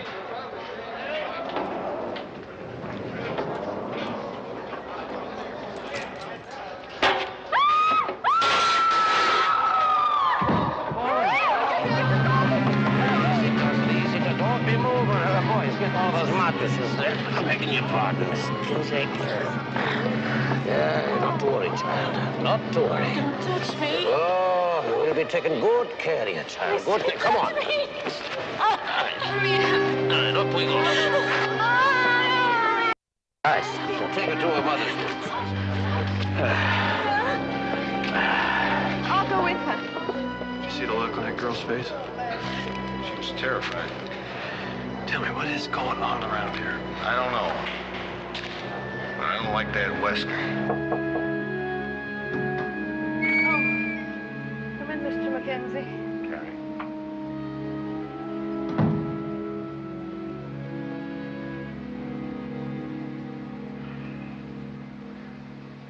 Maria? How are you feeling?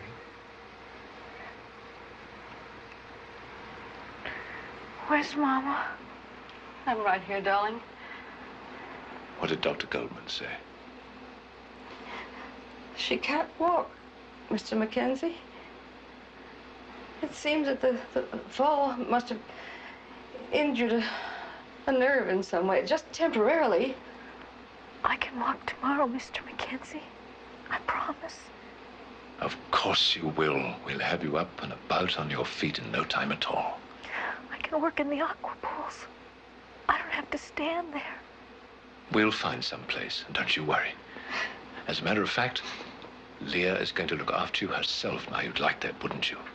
Yes. Now, the next time I see you, I want to see a big, big smile. No more tears. All right? Good.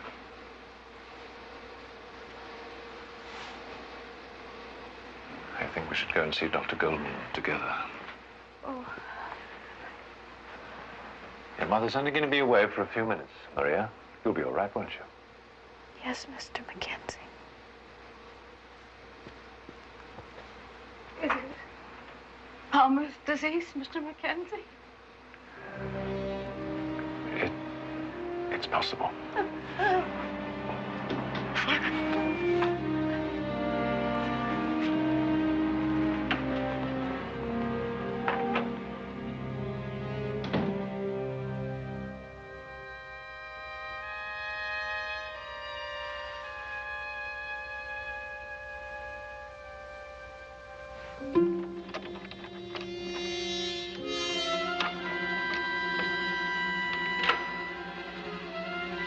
Mama?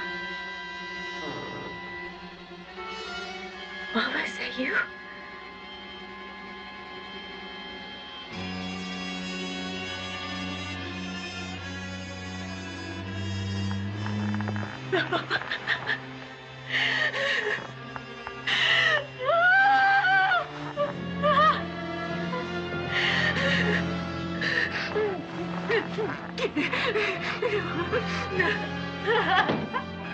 I do hope you're feeling better, child.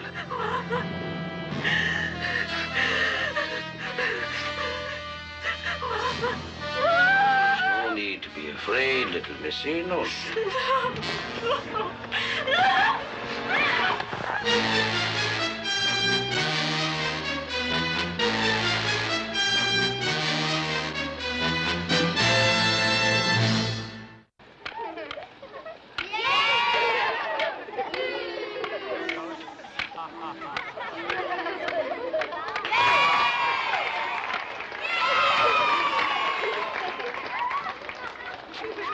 I was sore for a week after that one.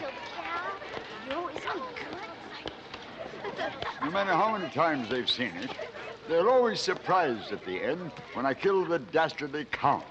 I take it your film is the only one they had on board, sir. The only one that survived. A captive audience, you might say, for 40 years, and never a gray hair. Oh, the legs aren't what they used to be.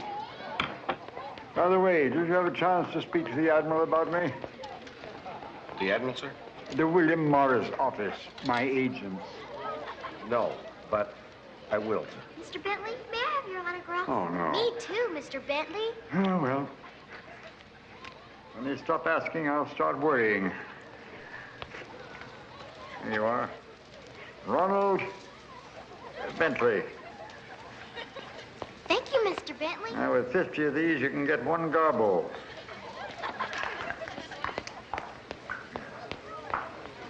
Octopus ink. Fortunately, it'll wash off before dinner time. Thank you. Well, where's the cake? I'll just go and get it. Cake? Cake? You have cake? What do you use for flour? Don't forget it. I don't want to know.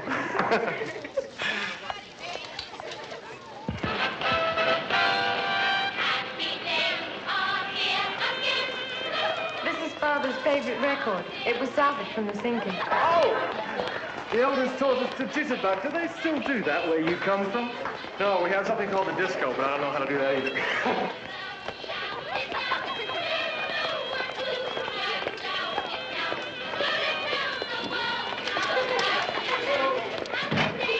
Am I too late for the party? No, Father. Sally's getting the cake. How's Maria? Can I see her yet? Well, she's sleeping now, but you'll be able to see her in the morning. Now, where is the birthday girl? Here.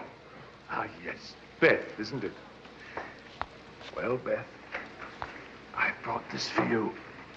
It used to belong to my wife, and I want you to have it.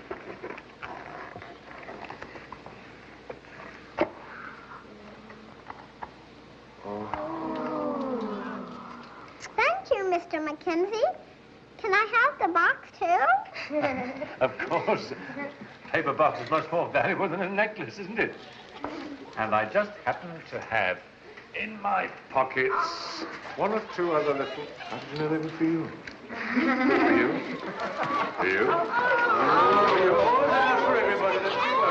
Mackenzie, sir. Yes, Wesker? Excuse me, sir, but could I have a word with you in private, sir? Of course. Excuse us children.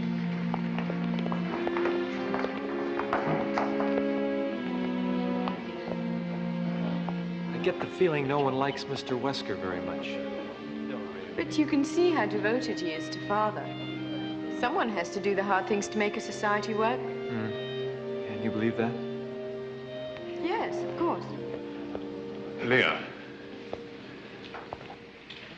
Leah, I'm afraid I have some rather bad news. Maria has taken a turn for the worse. Oh, no. I have to go to her right... Leah, Maria is dead. Dead? It was Palmer's disease again. Absolutely nothing we could do.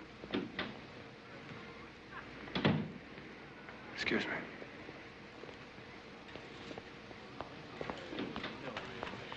Oh, Commander. I understand that you're looking for a diplomatic pouch. Yes, sir, I am. I'm sure you realize by now that there are no secrets on board this ship. I guess not. In fact, what Senator Bartholomew told you was absolutely correct. The pouch and its contents were destroyed when the ship sank. I see, sir. I'll deliver that information to the Admiral. All right, children, let's all down. Thank you, Beth.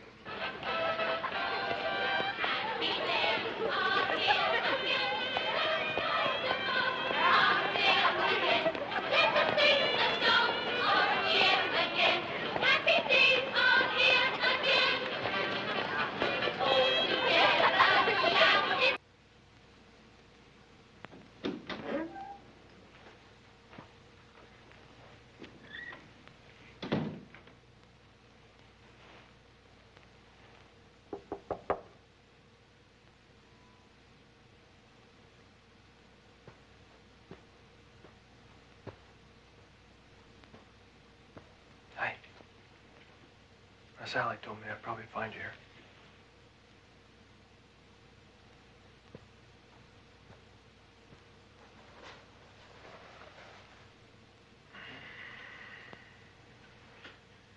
I thought maybe you could use some company. Can I get you anything?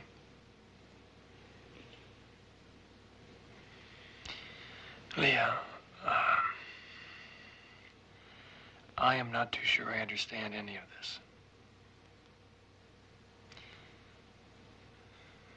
But it's never easy losing someone you love. What's important is what you remember about Maria. Your memories, that's what matters. That's her legacy to you. Because life goes on. You want me to leave? No.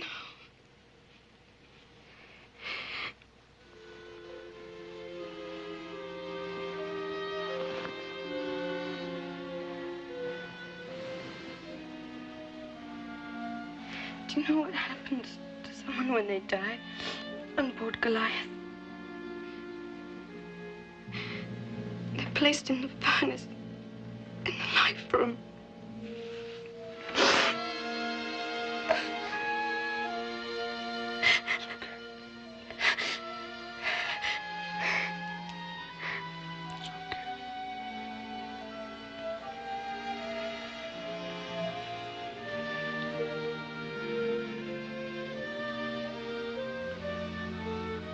You shouldn't have come here. Yeah, sure.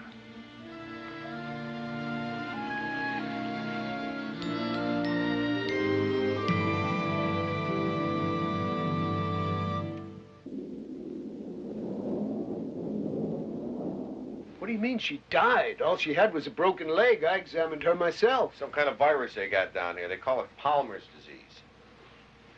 Oh, yeah. I saw the slides in the infirmary. And what is it? Look, I don't know. Poisonous reaction to some kind of algae? I just don't know. What about the inoculations? Dr. Goldman and I are starting them this morning. Boy, I hate to have a bunch of dead bodies to bring to the surface. Well, so would I. I'll be in the infirmary. Stand by. Admiral Sloan.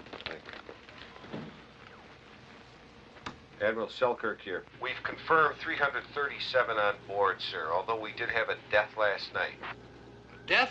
Yes, sir. A little mysterious, called Palmer's disease. We're checking on it. What about the air mix? No perceptible change, sir. We're monitoring. Right. We're doing everything we can on those decompression chambers. A dozen nations have flown in everything they can lay their hands on. They've been loaded aboard a ship at Southampton. It's on its way. Understood, sir. Don't worry, we're stable. Good. Call me back at 0800. Yes, sir.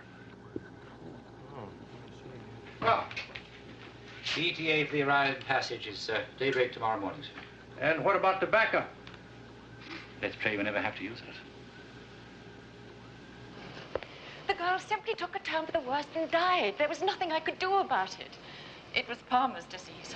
But then it wasn't complications from her fall. Not directly, no. Although we have discovered that the disease tends to attack people who are already weakened by sickness or injury. But not always. No, the last case was a year ago. The patient was mentally distressed, suffered a nervous breakdown. Does it ever affect children? Oh, rarely. Only 3 times that I can remember. Each time it was a godsend. Well, one of them was born with a rheumatic heart, and 2 of them were deformed. And what about the elderly? Yes, they do seem especially susceptible. Dr. Goldman, I was wondering if I could assist you in your autopsy. We don't do autopsies. Don't? It's forbidden. There's no refrigeration aboard Goliath. Oh, yes. Well, then perhaps I could examine the body. It's already being cremated. Without any services? A brief one. Conducted by Mr. Mackenzie. Oh, so he takes care of your spiritual needs as well? Yes, you could put it like that. Well, it's not going to cure Palmer's disease, but I suppose one can always hope, can't one? Well, he certainly seems to have grown a bit. Have we any new ones? A batch came in earlier from the Aqua people, sir. A couple we haven't seen yet. Well, I think you better throw that one back. It's not quite ready for the kitchen yet. Yes, sir.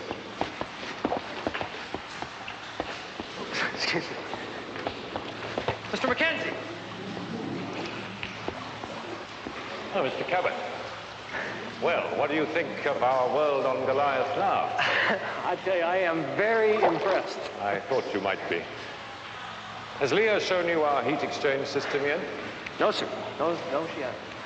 We intend to tap the energy source of the volcano that lies immediately underneath us. Once we've done that, all Goliath's energy problems will be completely solved. Imagine what that means, Mr. Cabot, to be able to tap such resources. We will be a completely self-contained world. Sir, what was it you wanted to see me about?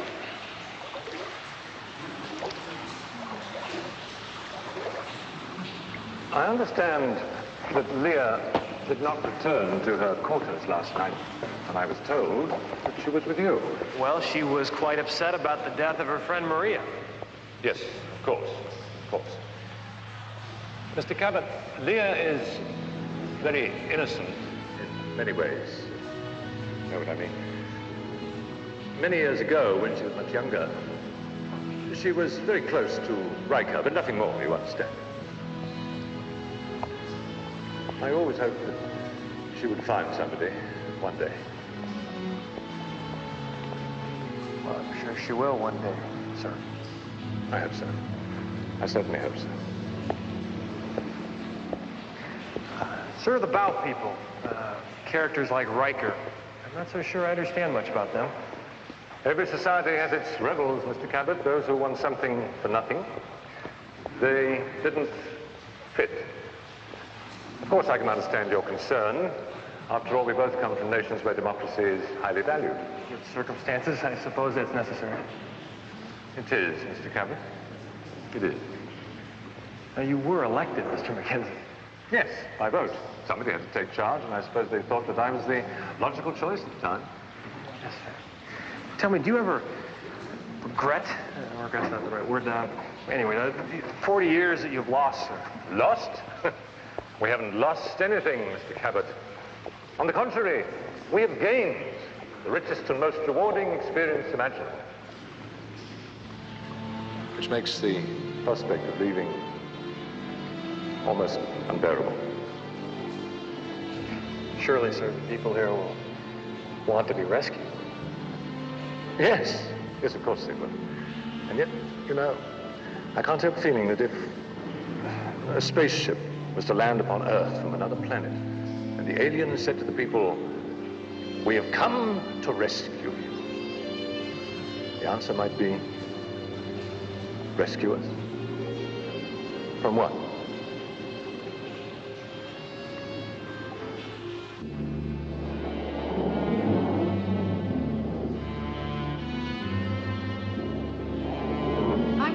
Father asked me to show you his heat exchange machine because I love to come here. The water's so warm. Father says it's heated by the volcanic plume from beneath the hull. You know where I come from? That's called a hot tub. Hot tub? Hot tub. That's a funny name for a pool. Yeah, well, funny or not, that's what they're called. Only people get all the way in. Oh, it'd be too dangerous in this pool. Father says that the currents are very strong and they'd pull you right down. Father says, huh? You ever have an opinion of your own, Leah? Sometimes. Well, does Father also say that his heat exchange machine will never work? You know, with all their technology on the surface, our scientists still haven't figured out how to make one work. They abandoned your father's approach a long time ago. Are you sure? Yeah, I'm sure. It's not his fault, though. He's already performed miracles. This whole ship is proof of that. He's worked so hard and so long. And he's been counting on it, you know that. Ah! Well, in a little while you'll be rescued. Then you won't have anything to worry about. Rescued? Frightens me. Will I like your work, Peter? Like it? Hell, you'll love it. Leah, remember when I described to you what a cloud was? Big and white and fluffy, and how it hung up there in that big blue sky? I forgot something. What? The sun. You've never seen anything until you've seen the sun. Yeah, it's bright yellow. When it hangs up there in that big blue sky with all those white fluffy clouds alongside it. Makes you feel great. Makes you feel warm all over. Yeah, you'll love it. It sounds beautiful. Oh, it is. It is.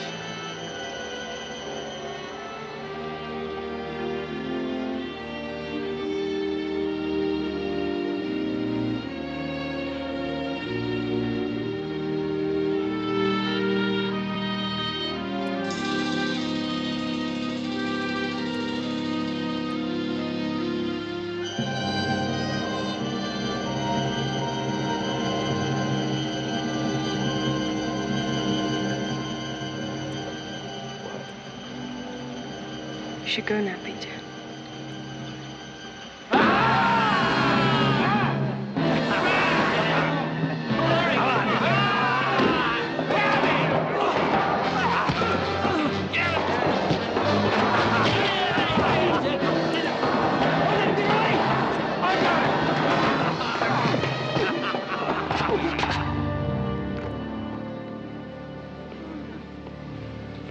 Doc, just about to make contact with the Admiral. How long would you say this is going to take? Barring any complications, most of the day. Yes, sir. Good morning, Commander. Good morning, sir. I must apologize for the delay. Wesker and I thought we would set a good example and be the first to be inoculated. Well, as you can see, sir, you're a little late. We've just begun. Well, nevertheless, we wanted to reassure everybody that there's nothing to be afraid of.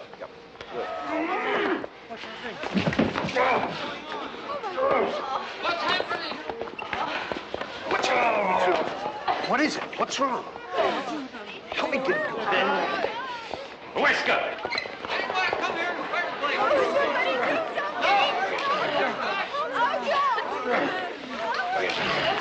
Help get those other people to bed. Jeff, tell Goldman to stop giving me shots. No more, Doctor. Seems like a strong allergic reaction to the serum we gave him. Hold on, folks. Just take it easy. Nobody else is going to take it. Yes. That's what it must have been.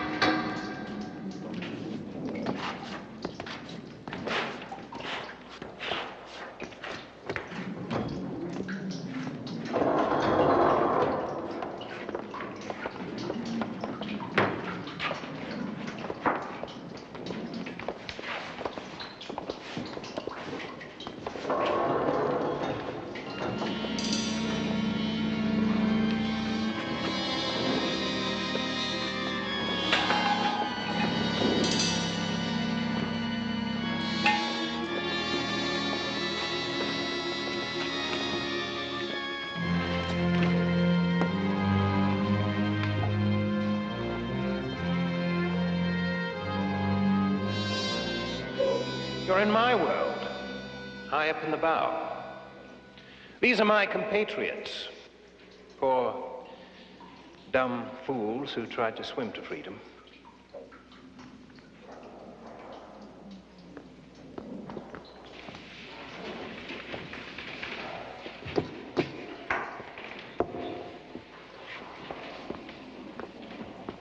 It's only fresh water, stolen from the life room. Everything up here is stolen. We managed to survive. Beats working, right? Now, that depends on who you're working for. An old man who made himself king? What do you want from Riker? Talk. We've been trying to talk to you ever since you set foot on this ship. Make you listen to what we have to say. All right, I'm listening. Good. There's something I want to show you.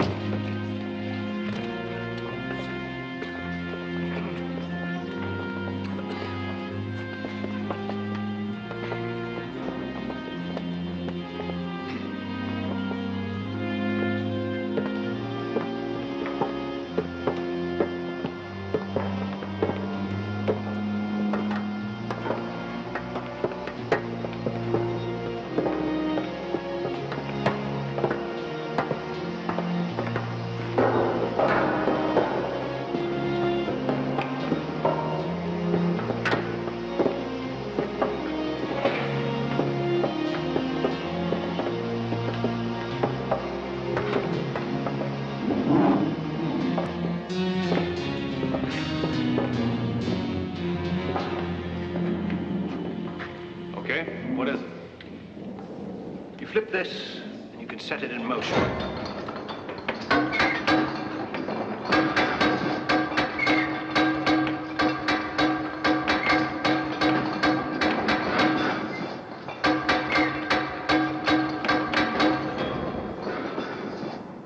If you keep it wound, it'll work for over 24 hours.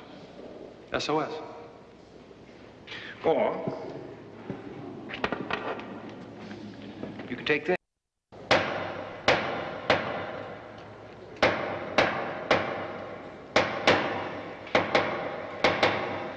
Goliath. On board, 337. Danger. Air toxic. Beware Mackenzie. Beware Mackenzie. We didn't dare transmit any more. We couldn't risk his guards finding this. Mackenzie is the reason you, all of you, are alive.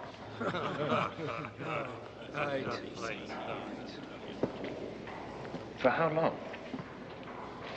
How long are we alive? Fuel bunkers are almost empty. Mackenzie's been lying about his heat exchange system for years. It doesn't work. It'll never work. But that doesn't matter anymore because pretty soon you'll all be rescued. Rescued?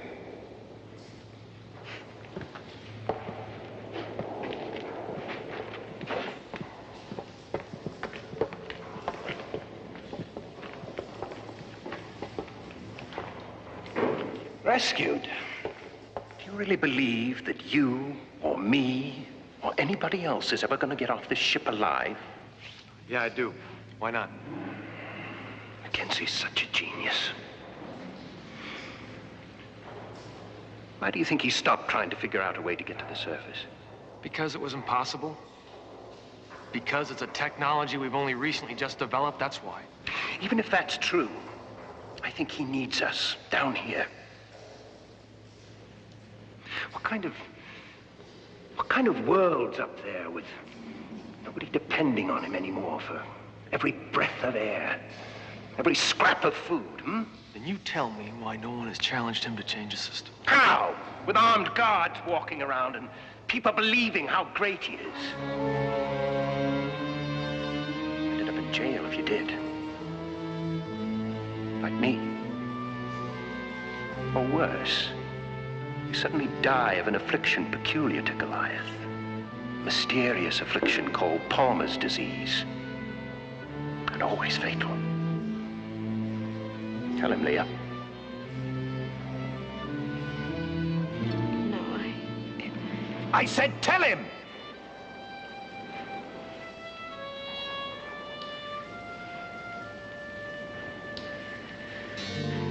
It's true, Peter. The past 40 years have taken a terrible toll on Father. You see how they worship him? They can't think rationally anymore. He told me only yesterday the heat exchange was working. He made me promise not to tell. It was to be a wonderful surprise for the people.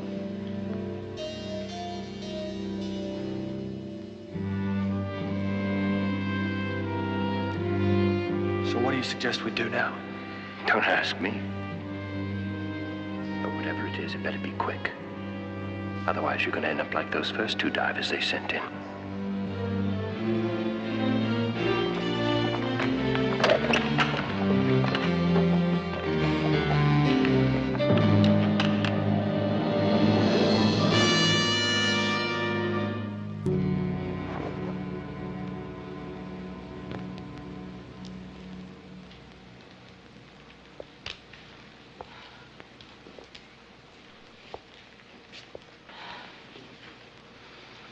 Doctor? All dead or dying. There's nothing I can do.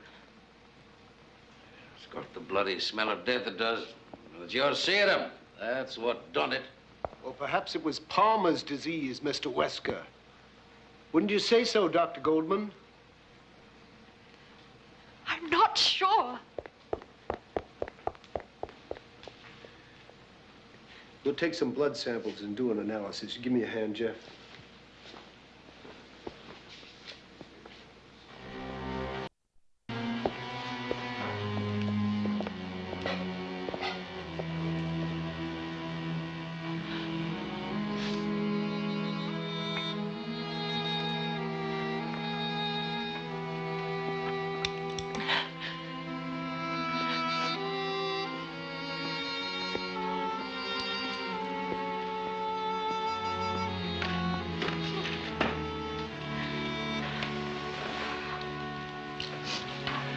Why don't you take a break?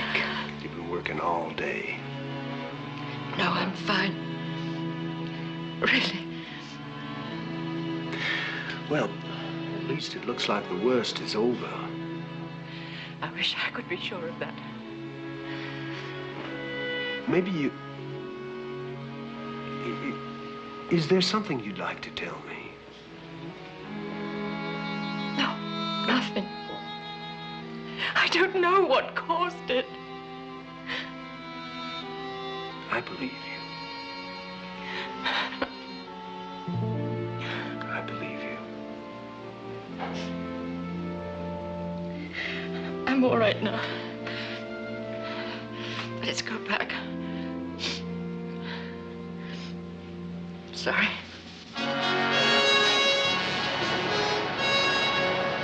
Jeff, are you sure there's no mistake? No, sir, there's no mistake. Let me give you on to Dr. Marlowe.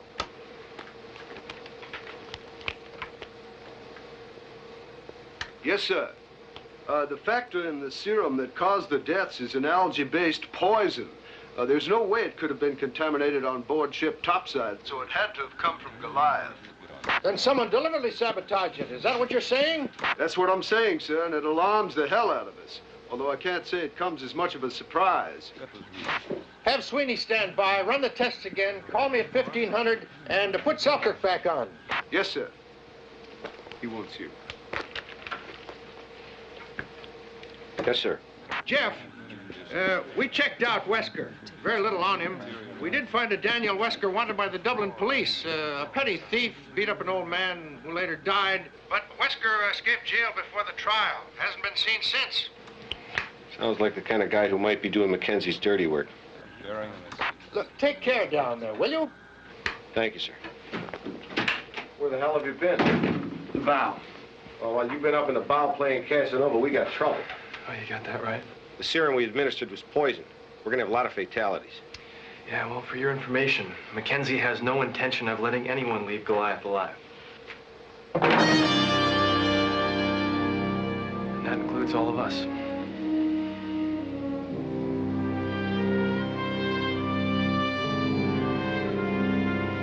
If there are any traitors aboard this ship, it is the bow people. They are the assassins. Certainly not us. Sir, I have talked to Riker myself. Ah, a bloody thief and liar. Ah. You ought to know, Wesker. Got a criminal report on you. You're daft. And we've confirmed the fact that the poison which contaminated our serum could only have been manufactured aboard the Goliath. Sir, what the bow people confirmed is what you and I already know. Goliath is almost dry. You have maybe enough fuel to last a month, no more. I've already explained that. We have all the power we need. The heat exchange system will solve all our problems. No, sir, that is not true. Your heat exchange mechanics will never work. Your approach is a dead end. That is simply not true. Ask anybody here. Ask Wesker. Yes. Mr. Bailey. Yes, sir. Haven't we had a life crew working on the mechanism non-stop? Yes, Mr. Mackenzie. We don't need the bloody oil. We don't need the likes of you. Somewhat crudely put, gentlemen, but the truth, nevertheless.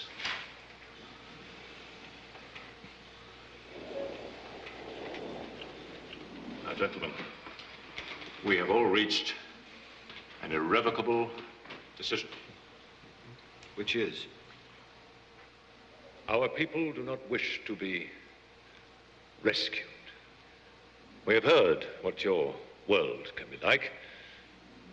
Battles, bombs, war, death. And we reject it. Reject it? We ask only that you leave us here on Goliath, that you leave us in peace. I'm sorry, sir, that's out of the question. I insist that you do this. Sir, the truth of the whole matter is Paul Riker was right. You don't plan to let anyone leave Goliath alive. It's not what I want. It's what the people want. No, sir, you have created a society, but you rule it like a god. Survival of the fittest. The weak, the old, sick, they die. They contract some kind of mysterious virus. Palmer's disease. And it kills them. Now, if they can't work, you don't want them eating your food or breathing your precious air. The people have been entrusted to my care. Then you tell the people about the rescue. You let the people of Goliath decide whether they want to live or die. Unless, sir, unless you don't have the guts to take that kind of chance.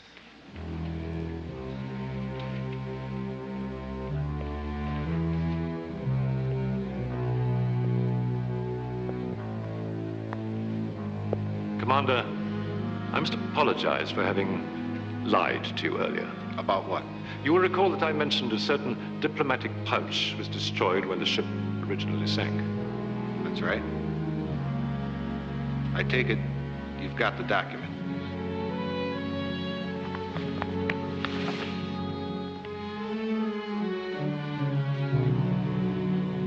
Top secret for the President's eyes only.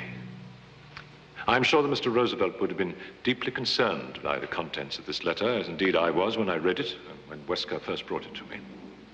And how did Mr. Wesker come about this document?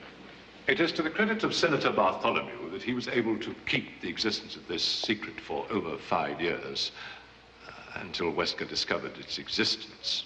And then Wesker was fortunately able to persuade the senator to part with it. As if the senator had any choice. All in the common good, Mr. Cabot. What's your point, Mackenzie? My point, Commander? I propose a deal. If your admiral will call off this ill-advised rescue mission, then I will hand over this to you immediately. Otherwise? Otherwise, I will reveal its contents to the entire world.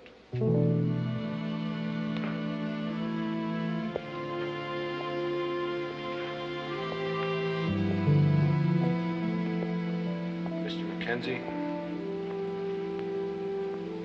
you're a great man, sir. A lesser man could never have done what you've done and hold it all together as long as you have. However, your bargain is beneath contempt. The President of the United States will reject it. Admiral Sloan will reject it. And I, for them, here and now, reject it.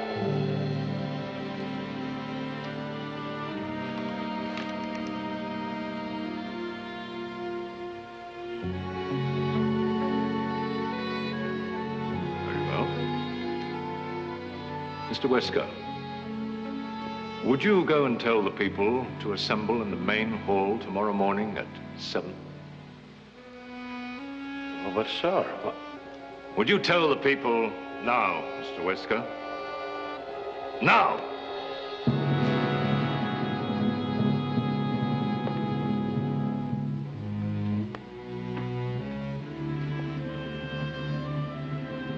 You see, gentlemen, I am not quite the barbarian that you appear to think.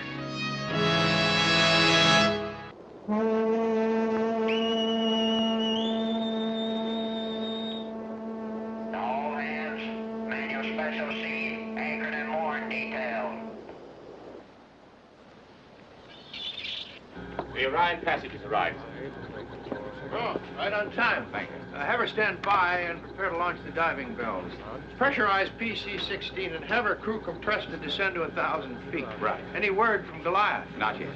I was thinking of, with your permission, sir, of transferring to the Orion passage. Run things that end. Oh, good idea. We want to be ready when Selkirk gives us the green light. We will be. Now hear this. Now hear this. We are on condition. Y'all, check all systems. All diving officers report to squadron roll.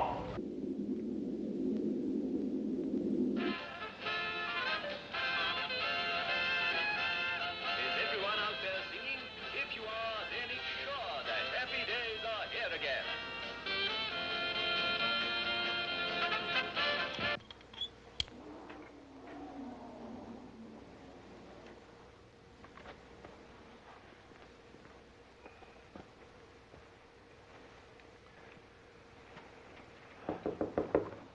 Yes, come in. Ah, Wesker. The people, sir. They're all assembled in the main hall. Mustn't keep them waiting, must we? Beg your pardon, sir, but could I have a brief word with you? Oh, yes, of course. What is it? No, no. You're not gonna let them take the people away, are you?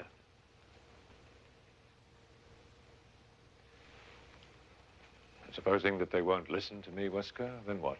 Well, not listen to you, Mr. Mackenzie, not listen to you. They love you. They'll do anything for you. You've got to save us all, sir, just like you did before. There's trouble up there. This crime they speak of, what was it? No crime, sir. Lies, bloody lies, just like everything else. But you don't want to go back, do you? You know, they treat you like a hero up there, no matter what you'd done. Even if you'd committed murder. Nothing for me up there, sir. Nothing.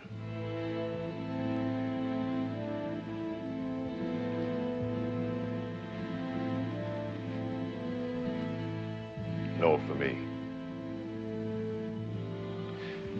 We've created a very special world down here, you and I. And I don't intend to let it die.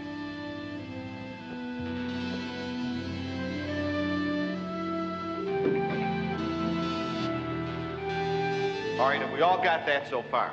A relatively short swim from the Sea Garden, through the passageways, out through the hull, to the waiting rescue vehicles. Any questions? Yes, Mrs. Bartholomew. How far do we have to swim underwater? About half the length of the ship. But you will have divers with you. You'll be wearing these kind of breathing masks, and there will be a guide rope to follow. It'll be safe. What will happen once we're inside the rescue vehicles? You'll be taken to the surface and then transferred to decompression chambers for several days until your bodies adjust to the surface pressure. And we won't blow apart like the others or be crippled like the bow people? No, it will be perfectly safe. It'll be a little uncomfortable for a while, but that'll only be temporary.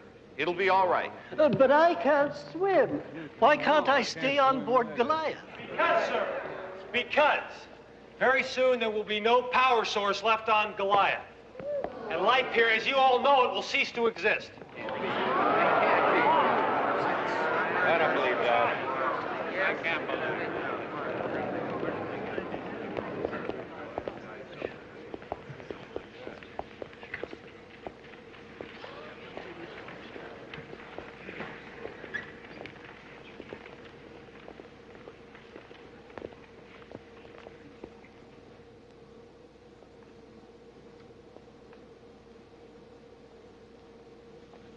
You have been listening to these gentlemen telling you at some length and most persuasively about their rescue plans.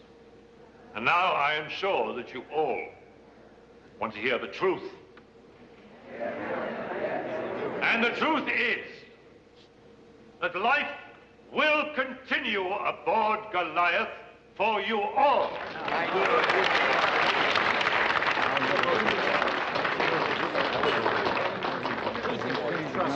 Of course he is. I have just been examining the heat exchange mechanism, and I can assure you, you have my word on it, that it is functional. How can you tell them that? Listen to me, people. His heat exchange machine will never work. Never!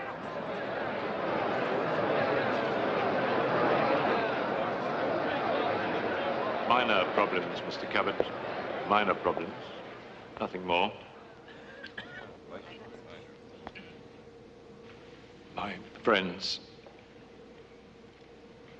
you must not go with these people. You must stay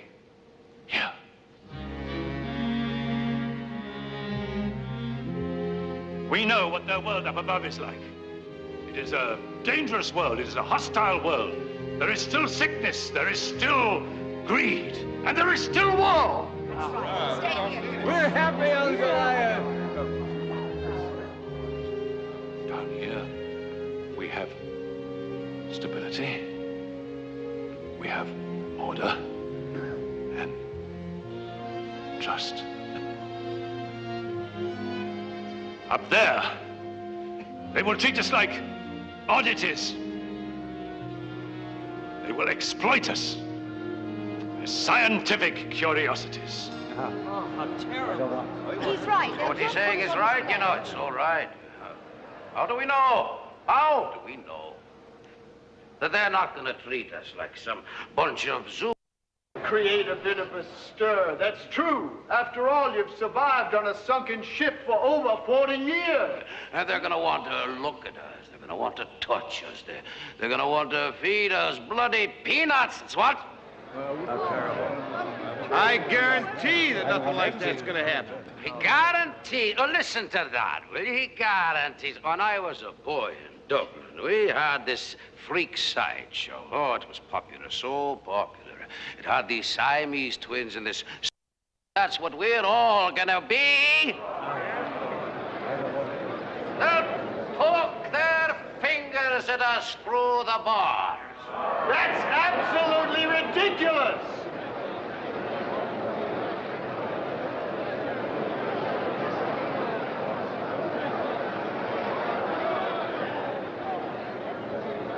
There is no more to be said.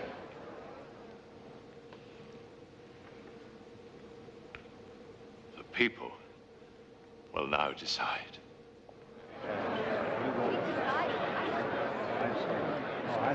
Then you let the people decide. People of Goliath, listen to me. Listen. You have all been lied to. Understand me. If you stay here, if you stay, you will die.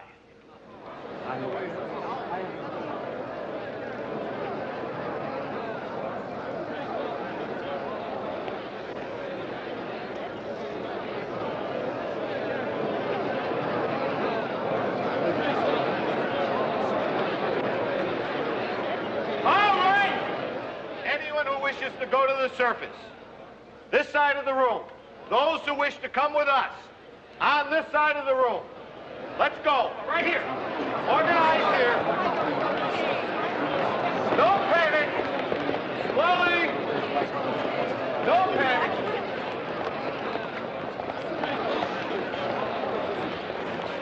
Commander, yes, this may be the last chance I have to say this, but I lied to you about the pouch. I know, sir. Mackenzie has it. We had no other choice, Mr. Selkirk. I understand. I hope the president understands. I'm sure he will. It'll be all right. Just be safe. Familiarize yourself with this helmet. Calmly. Calmly. No panic. Peter, Lear's not going. What?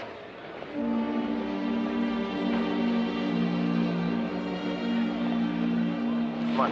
You're going with me. No, I have to stay with Father. He needs me here. I understand the situation, but he's my father. It's hopeless, Leah. This whole thing is hopeless. I can't leave him here. It has to be this way. Please. I'll be back for you. No! Later. All right, you think Sweeney's down there? He should be there by now. He's at the pool, got supplies. Mr. Mackenzie, what should we do? Help us decide, Mr. Mackenzie.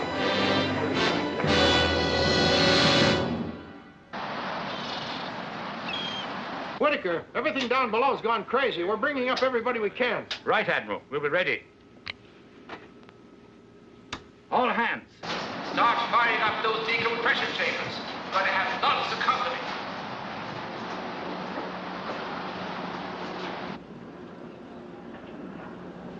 Now hear this. Commence all rescue operations.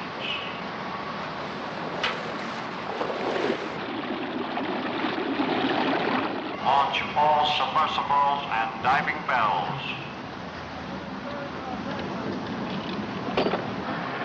Proceed with all dispatch to join PC-16, which will be on station outside Torpedo Hole.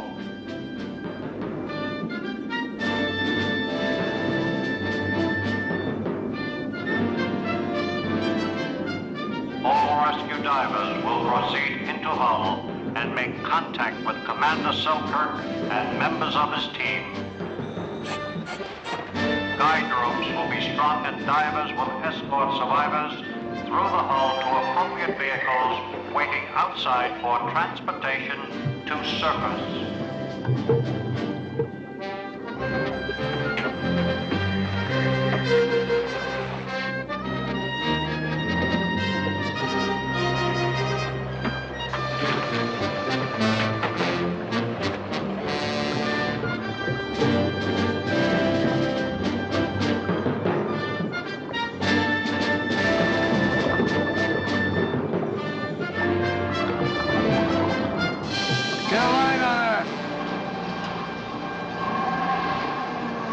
Closer.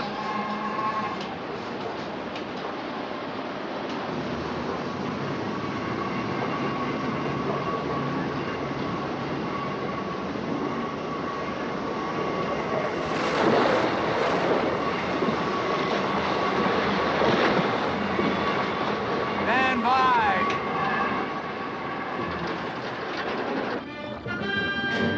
You got that line there? Yeah, it's secure here. Catch it right about here, will you? Roger. No problem.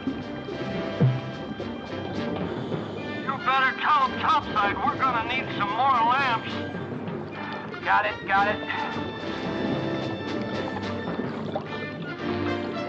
Boy, it's dark down here. You all have plenty of air for the short time you'll be underwater. Again, remember, relax and breathe naturally. Enjoy your trip. Okay, just follow the guide rope. Whatever you do, don't let go. You know this. All right, just stick with the divers. They'll get you into the bell. Okay, once inside, you'll be able to remove the breathing apparatus. How we doing here? Oh, Oliver, I'm very frightened. I never did. You just follow close behind. You'll be just fine, ma'am. Take your hand and just hold on to your husband's belt right here once we're in the water. Oh, all of this at my age.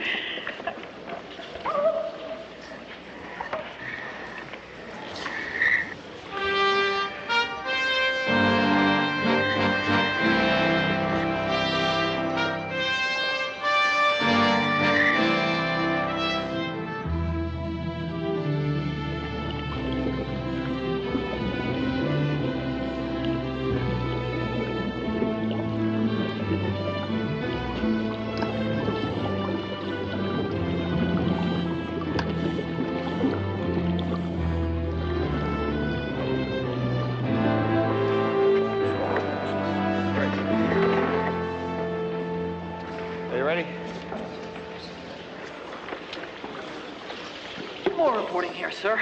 Glad to have you aboard, Moore. Is your unit out there and fully deployed? Yes, sir. Are they ready? They're about as ready as they're going to get. You're going to start with this group behind me, including the 6-year-old. Yes, sir. Okay, we're going to take these people first. Our daughter's too small for that equipment. She's barely 6. Nothing to worry about. Hi, my name's Jim. What's yours? Beth.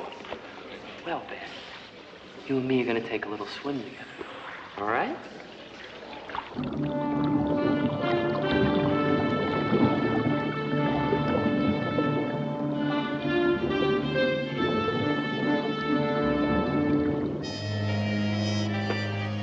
Right, boys. Now listen. Not a soul is to leave this ship alive. It's Mr. Mackenzie's orders.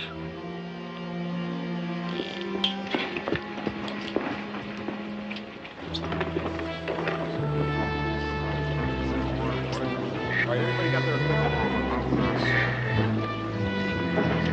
All right, Moore. Move them out. Yes, sir. Good luck. Now, don't worry about anything. Beth and I will be right behind you. Okay. That's it, baby. Breathe in and out. That's it. Just like we've been practicing.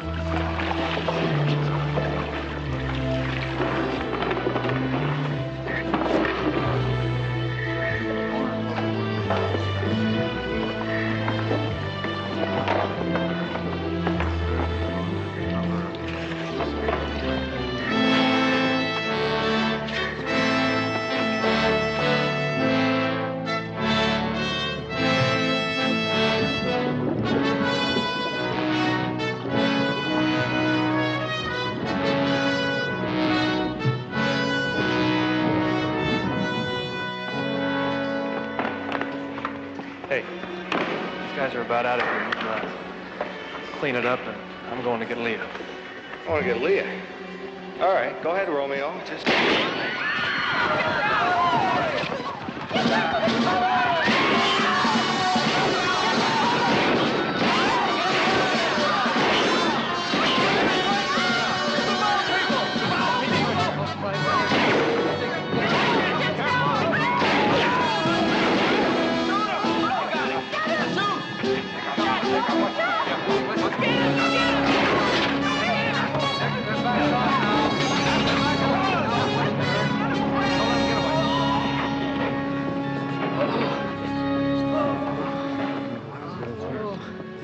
Sorry, we couldn't get here sooner. Sam, what are the casualties? 3. 2 dead, 1 wounded. But I think I can stop the bleeding long enough to get him up top. Right. What can we do to help? All right, organize your people. Get them into this equipment. Mrs. Bartholomew is starting to panic, but I think she'll be all right. I'm heading back for the next group. You start them up topside.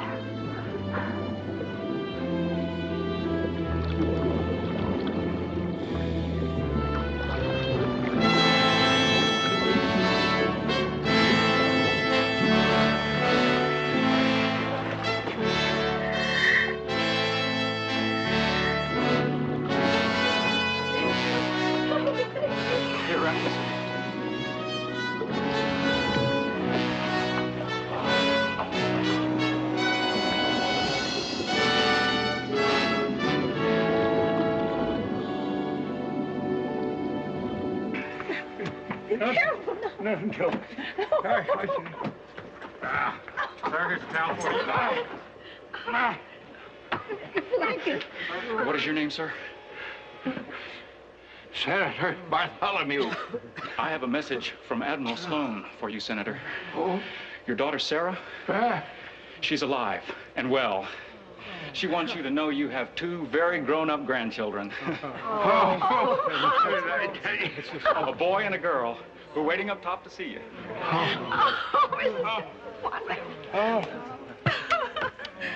All right, we're full. Take us up.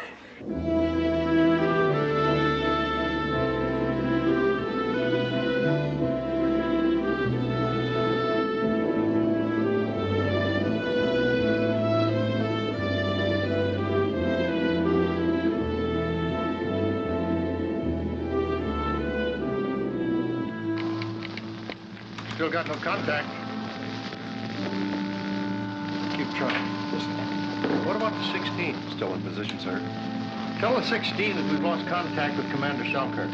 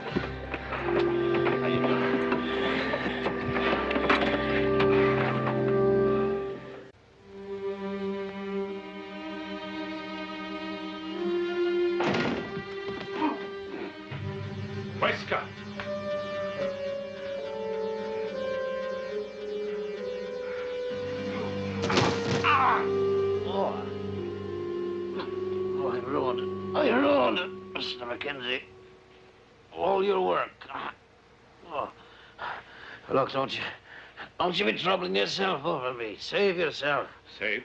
What do you mean, save? The people at the pool, we tried to stop them. Opened fire. But them bow people, they stopped us. You opened fire on our people? Didn't want those pigs to take your people away from you, sir. That's the way you wanted it. I wanted it? You didn't want your people to leave. You said so yourself, Mr. McKenzie. You're the only one. You're the only one who ever treated me like a human being. I've always loved you for that, sir. Always.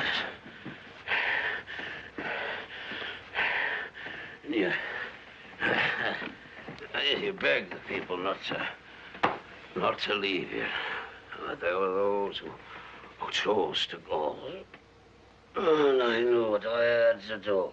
My God. Them two divers come poking their noses in where they weren't needed, where they weren't wanted. Divers? You killed them? It was my job, sir. It was my job. You always told me, didn't you?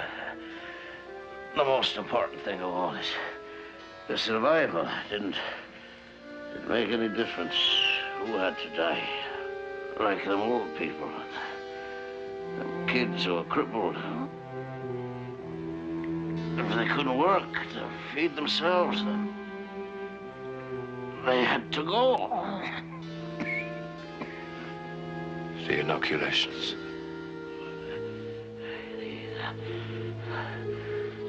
Not gonna be parading us in no cages, Mr. McKenzie. Do you realize what you've done? They'll come down here now with guns. No. With guns, and they'll force us to abandon Goliath. No. Mr. McKenzie. You're the only one.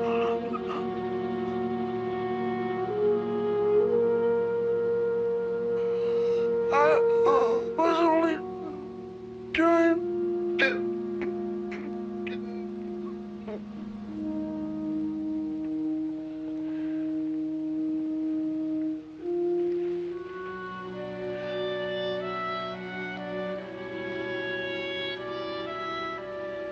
No, Dan.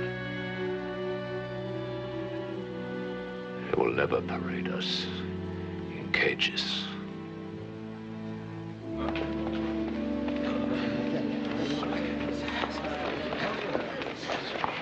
Somebody came rushing in. Said there'd been a shooting at the pool. Wesker and his men. Yeah, that's right. Where is Mackenzie? I don't know. Why?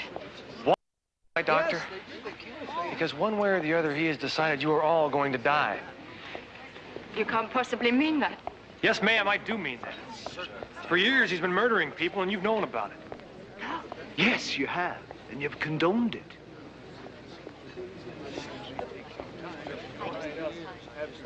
My father, he started it all. The Supreme Council insisted.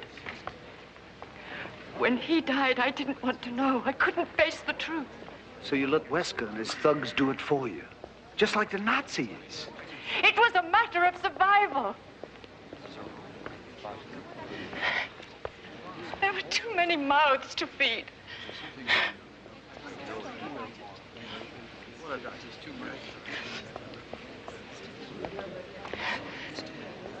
Any of you who have changed your mind, it is not too late to get the hell out of here.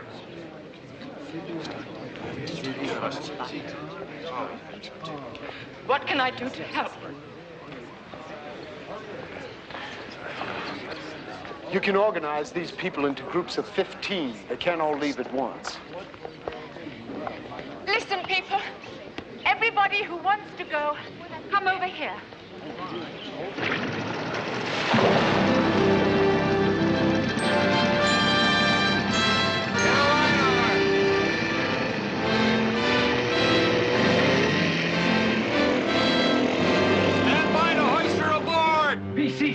on the surface with a full load of survivors. Hey, there she is.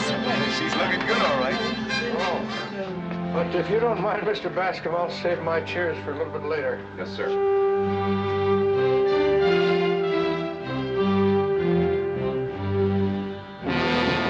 Open up. Out of here, out to the main hall, quickly. Everybody, out! Out of here! Out! Out! Everybody, out! Get on with it! Hurry! You two! Come on, woman, hurry up! Up to the main hall, fast as you can.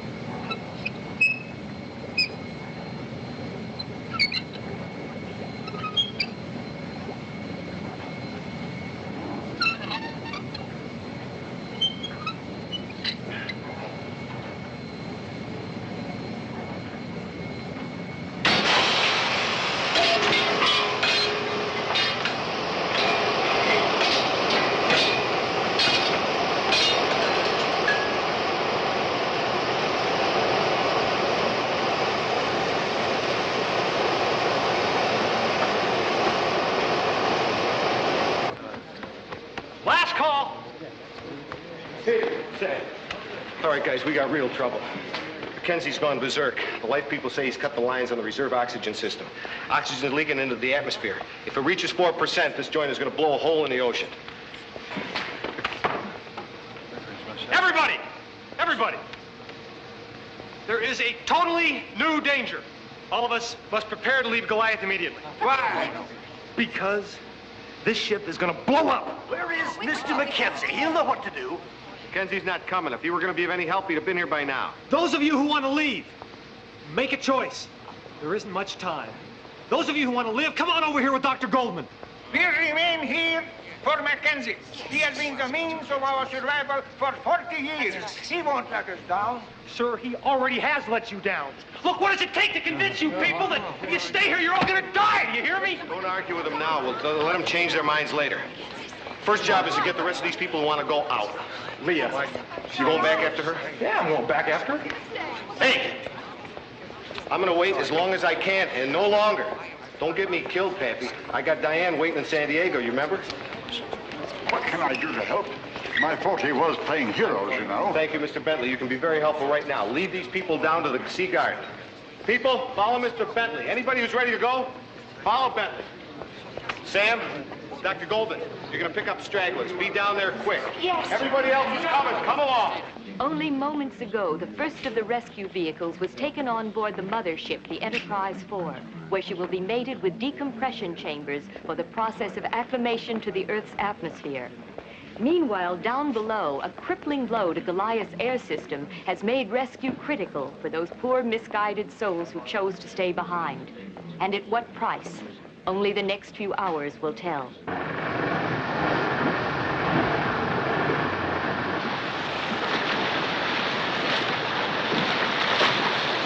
Take the slack off that line. Secure starboard line. Secure port line.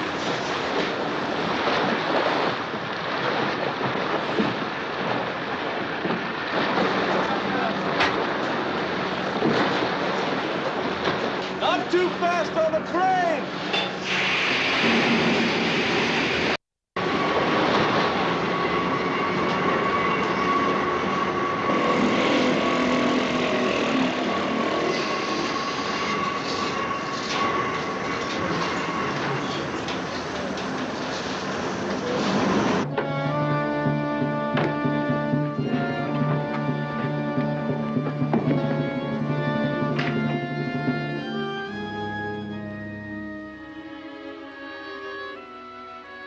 Leah? You have to leave. This ship is gonna blow up. It was Father. Where is he? They said he's gone to the hydrothermal pool. I should be there with him. No, no. If he wants to die, you let him. Destroy your own life is crazy.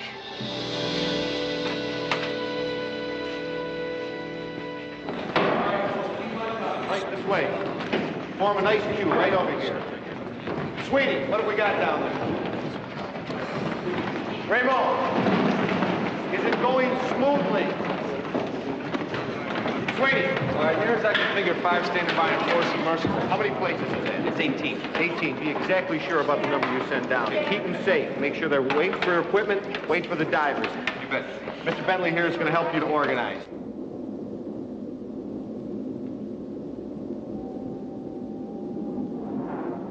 Stay with me. The ship's going to explode.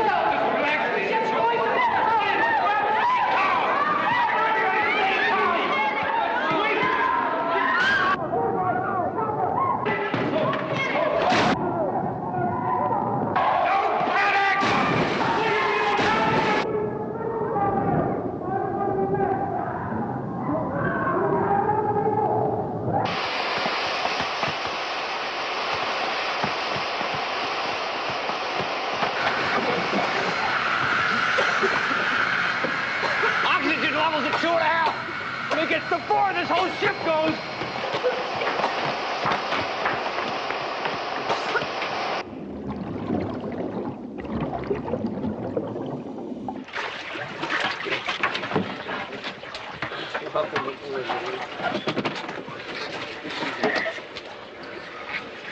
Name, please.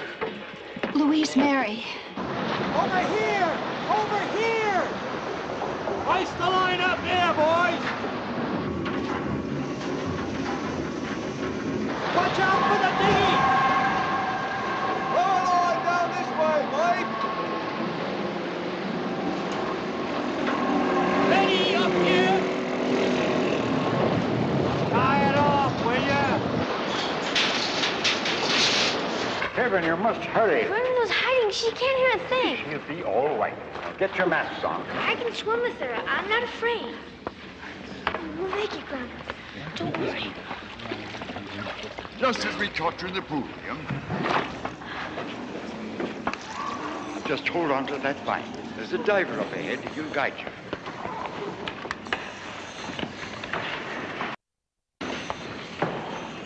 Okay, take care of these folks. Okay, how's everything in here? You okay? You get the special Guppy Award, good buddy. Okay, take off.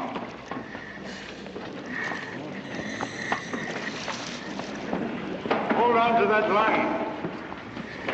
Stay with the divers, you'll be all right.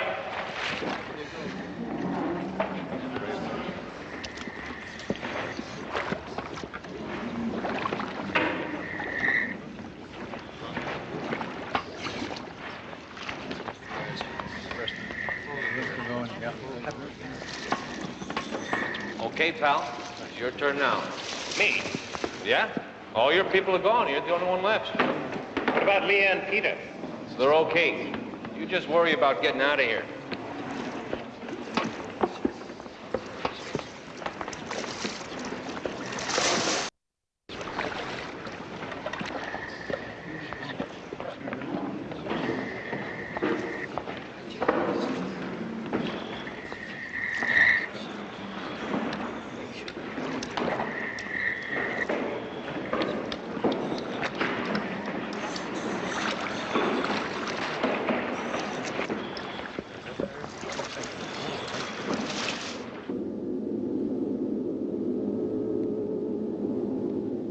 Name, please. Charles Zimmerman. Now, relax. Get me in. No. Keep on moving, folks. Are these the last? Yes, that's it. All right, we're going to have to leave right now. Explosion. Keep moving, folks.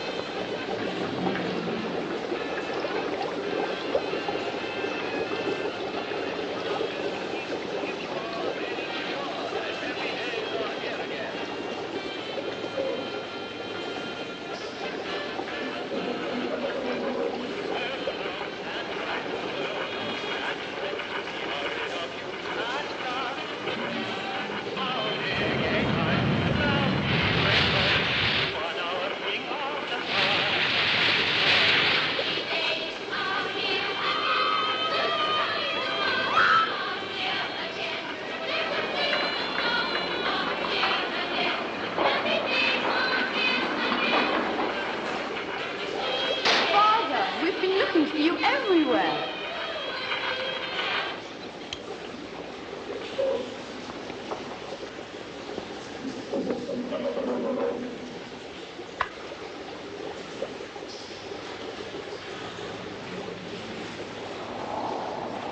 Leah?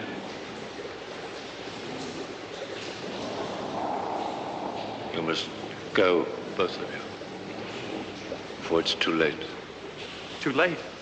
It's already too late. There's nearly 50 people up there who have elected to stay here and die with you. 50. Isn't that what you expected? Fortunately, the majority had the sense to see you for the murderer that you are. No, you're wrong. Then you go tell them to leave. I couldn't do that. Why? Why not? Because they're my people. The idea of them being exploited in your world is intolerable. This way is much better. All gone in one split second. No suffering, no pain. You are not God, Mackenzie. Please, Father, come with us to tell the people. I have made my choice. But you must both go. But remember one thing. Remember what has happened down here. Sir, the only thing that has happened down here is that you have been responsible for the death of innocent people. Have I?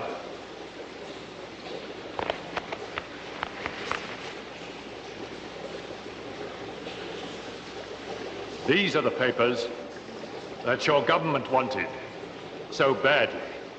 The real infamy is here, in these pages. Your presidential envoy was afraid that Britain would not be able to stand up against the German assault.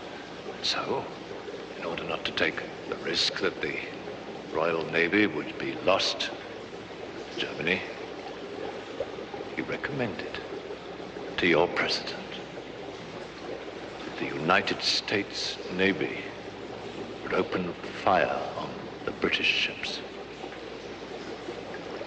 and sink them, regardless of any loss of life. The document and the maps with it, showing all the different locations of all the different British vessels, wasn't delivered. As you know, and England survived. So who is the greater criminal? Why should I believe that life up there in your world is any better than life down here in Goliath? No. No. It's too late. Too late.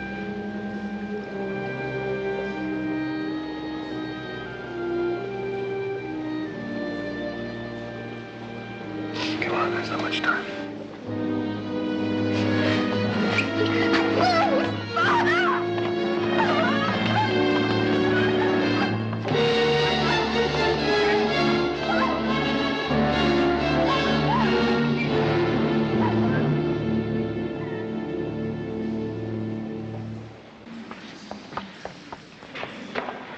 I'm going to have to help you put this on. No, I've decided to stay. Why? This will be easier to deal with. Easier than living. For me, yes. Come on, get into this. You can always kill yourself later. Put your... No, Doctor. I really have decided.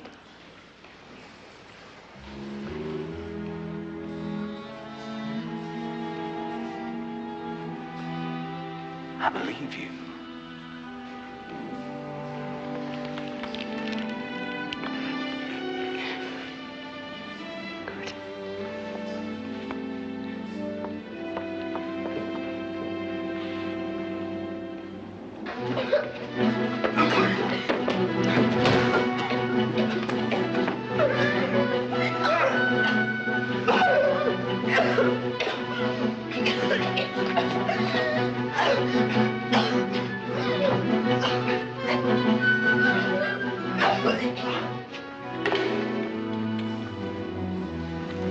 Ciao, bello. Have a nice trip, Doc. But don't drink the water. Sir, capsize that.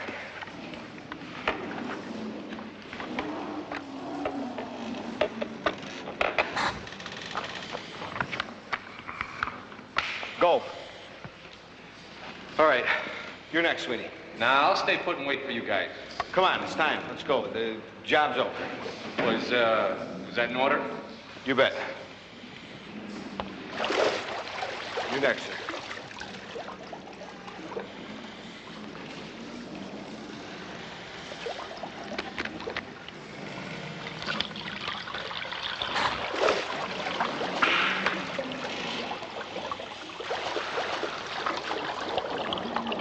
Watch for stragglers.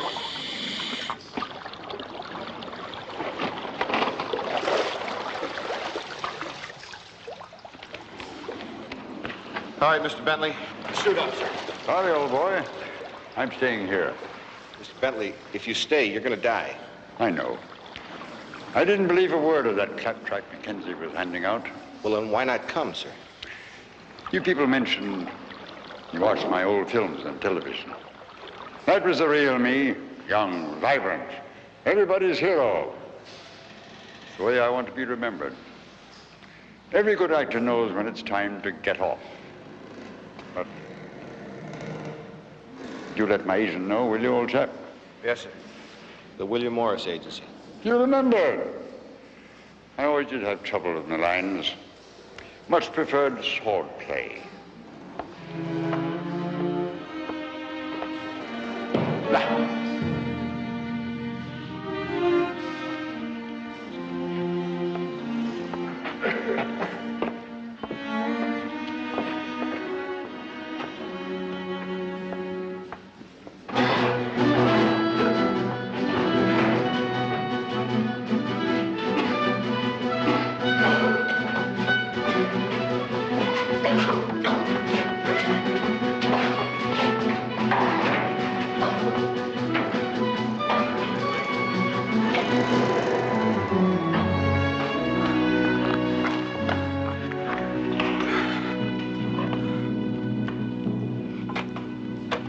Selkirk. Selkirk to command.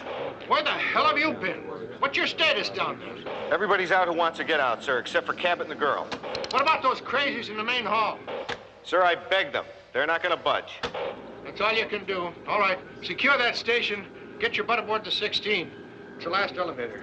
Sir, I gotta wait here for Cabot. That's an order, Commander. We've already lost too many lives. I can't risk any more. Right, sir. Securing this station.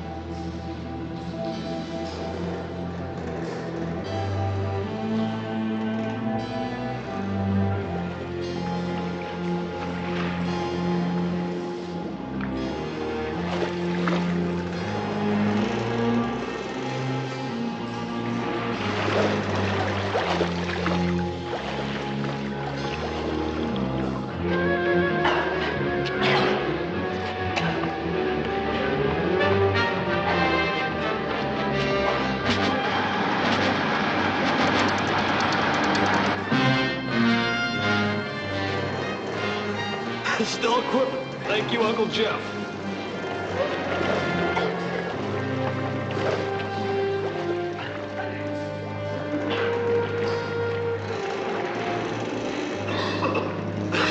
Come on, Leah.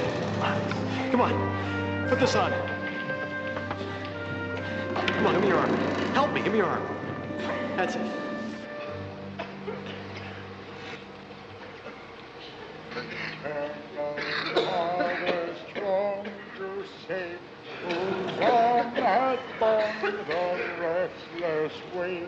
Who gives the mighty ocean deep its own appointed sea? Oh, hear us when we cry to thee, on the sea. Oh, Lord, whose voice the waters heard, and hushed their raging at thy word. Walkest on the foaming deep, and calm amid the storm didst sleep.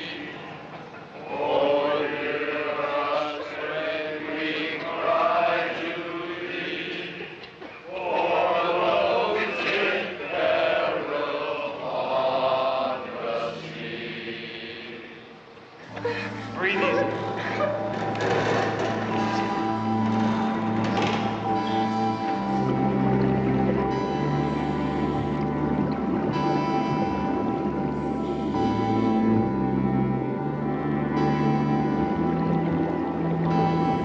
Come on, damn it, it's now or never.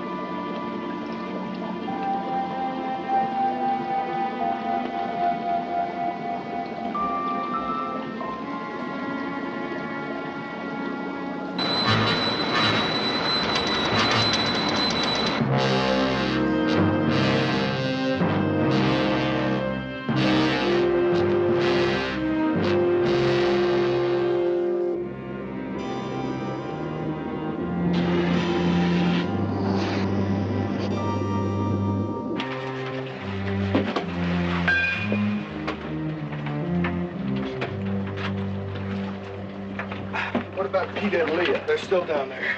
Commander says we got a surface, Skipper.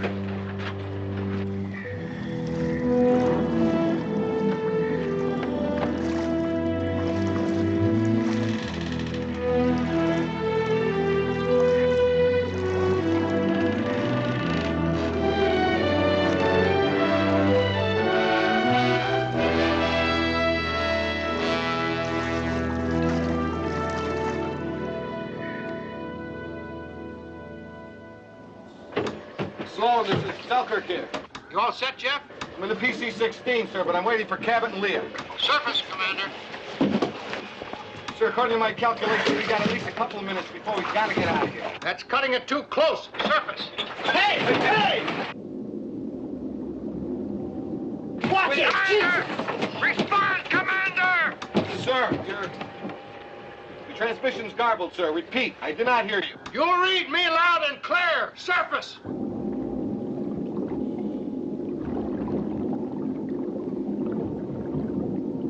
Get a little closer to him. Skipper, the Admiral. Get us closer. Skipper wants us in there as close as possible. Commander, respond! Commander! I insist that you respond!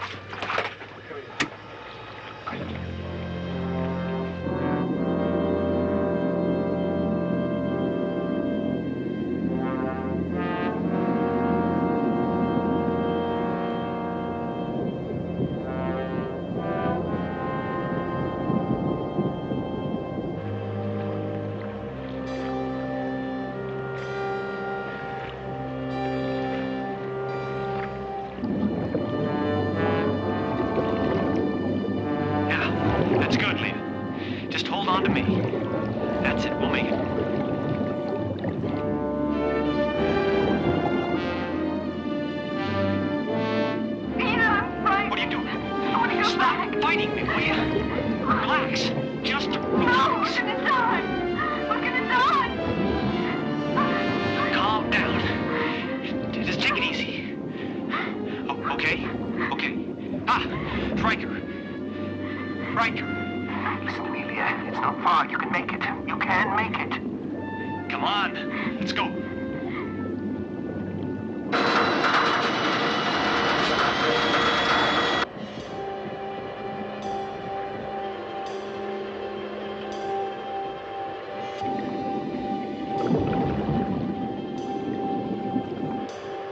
Here they come. Stand by.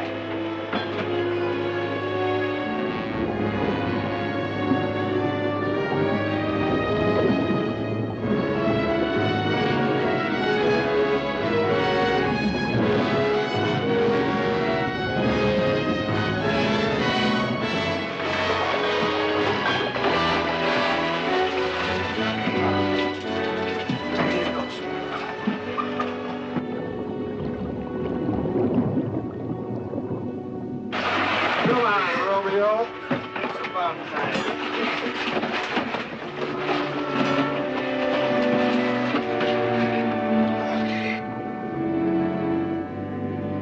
Here. Here we go.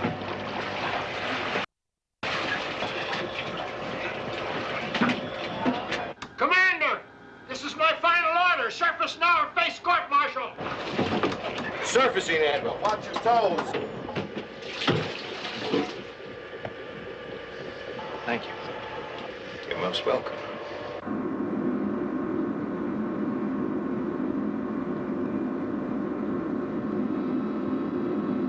All right, Romeo. You took your time, didn't you? Wait, pal. Don't thank me for waiting. Listen, you ever decide you want a real job, I know a corporation that just may be interested.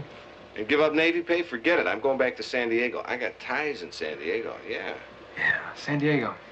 Magna's got a home port in San Diego. Why don't you settle down? Why don't you get over here and keep this blanket around you?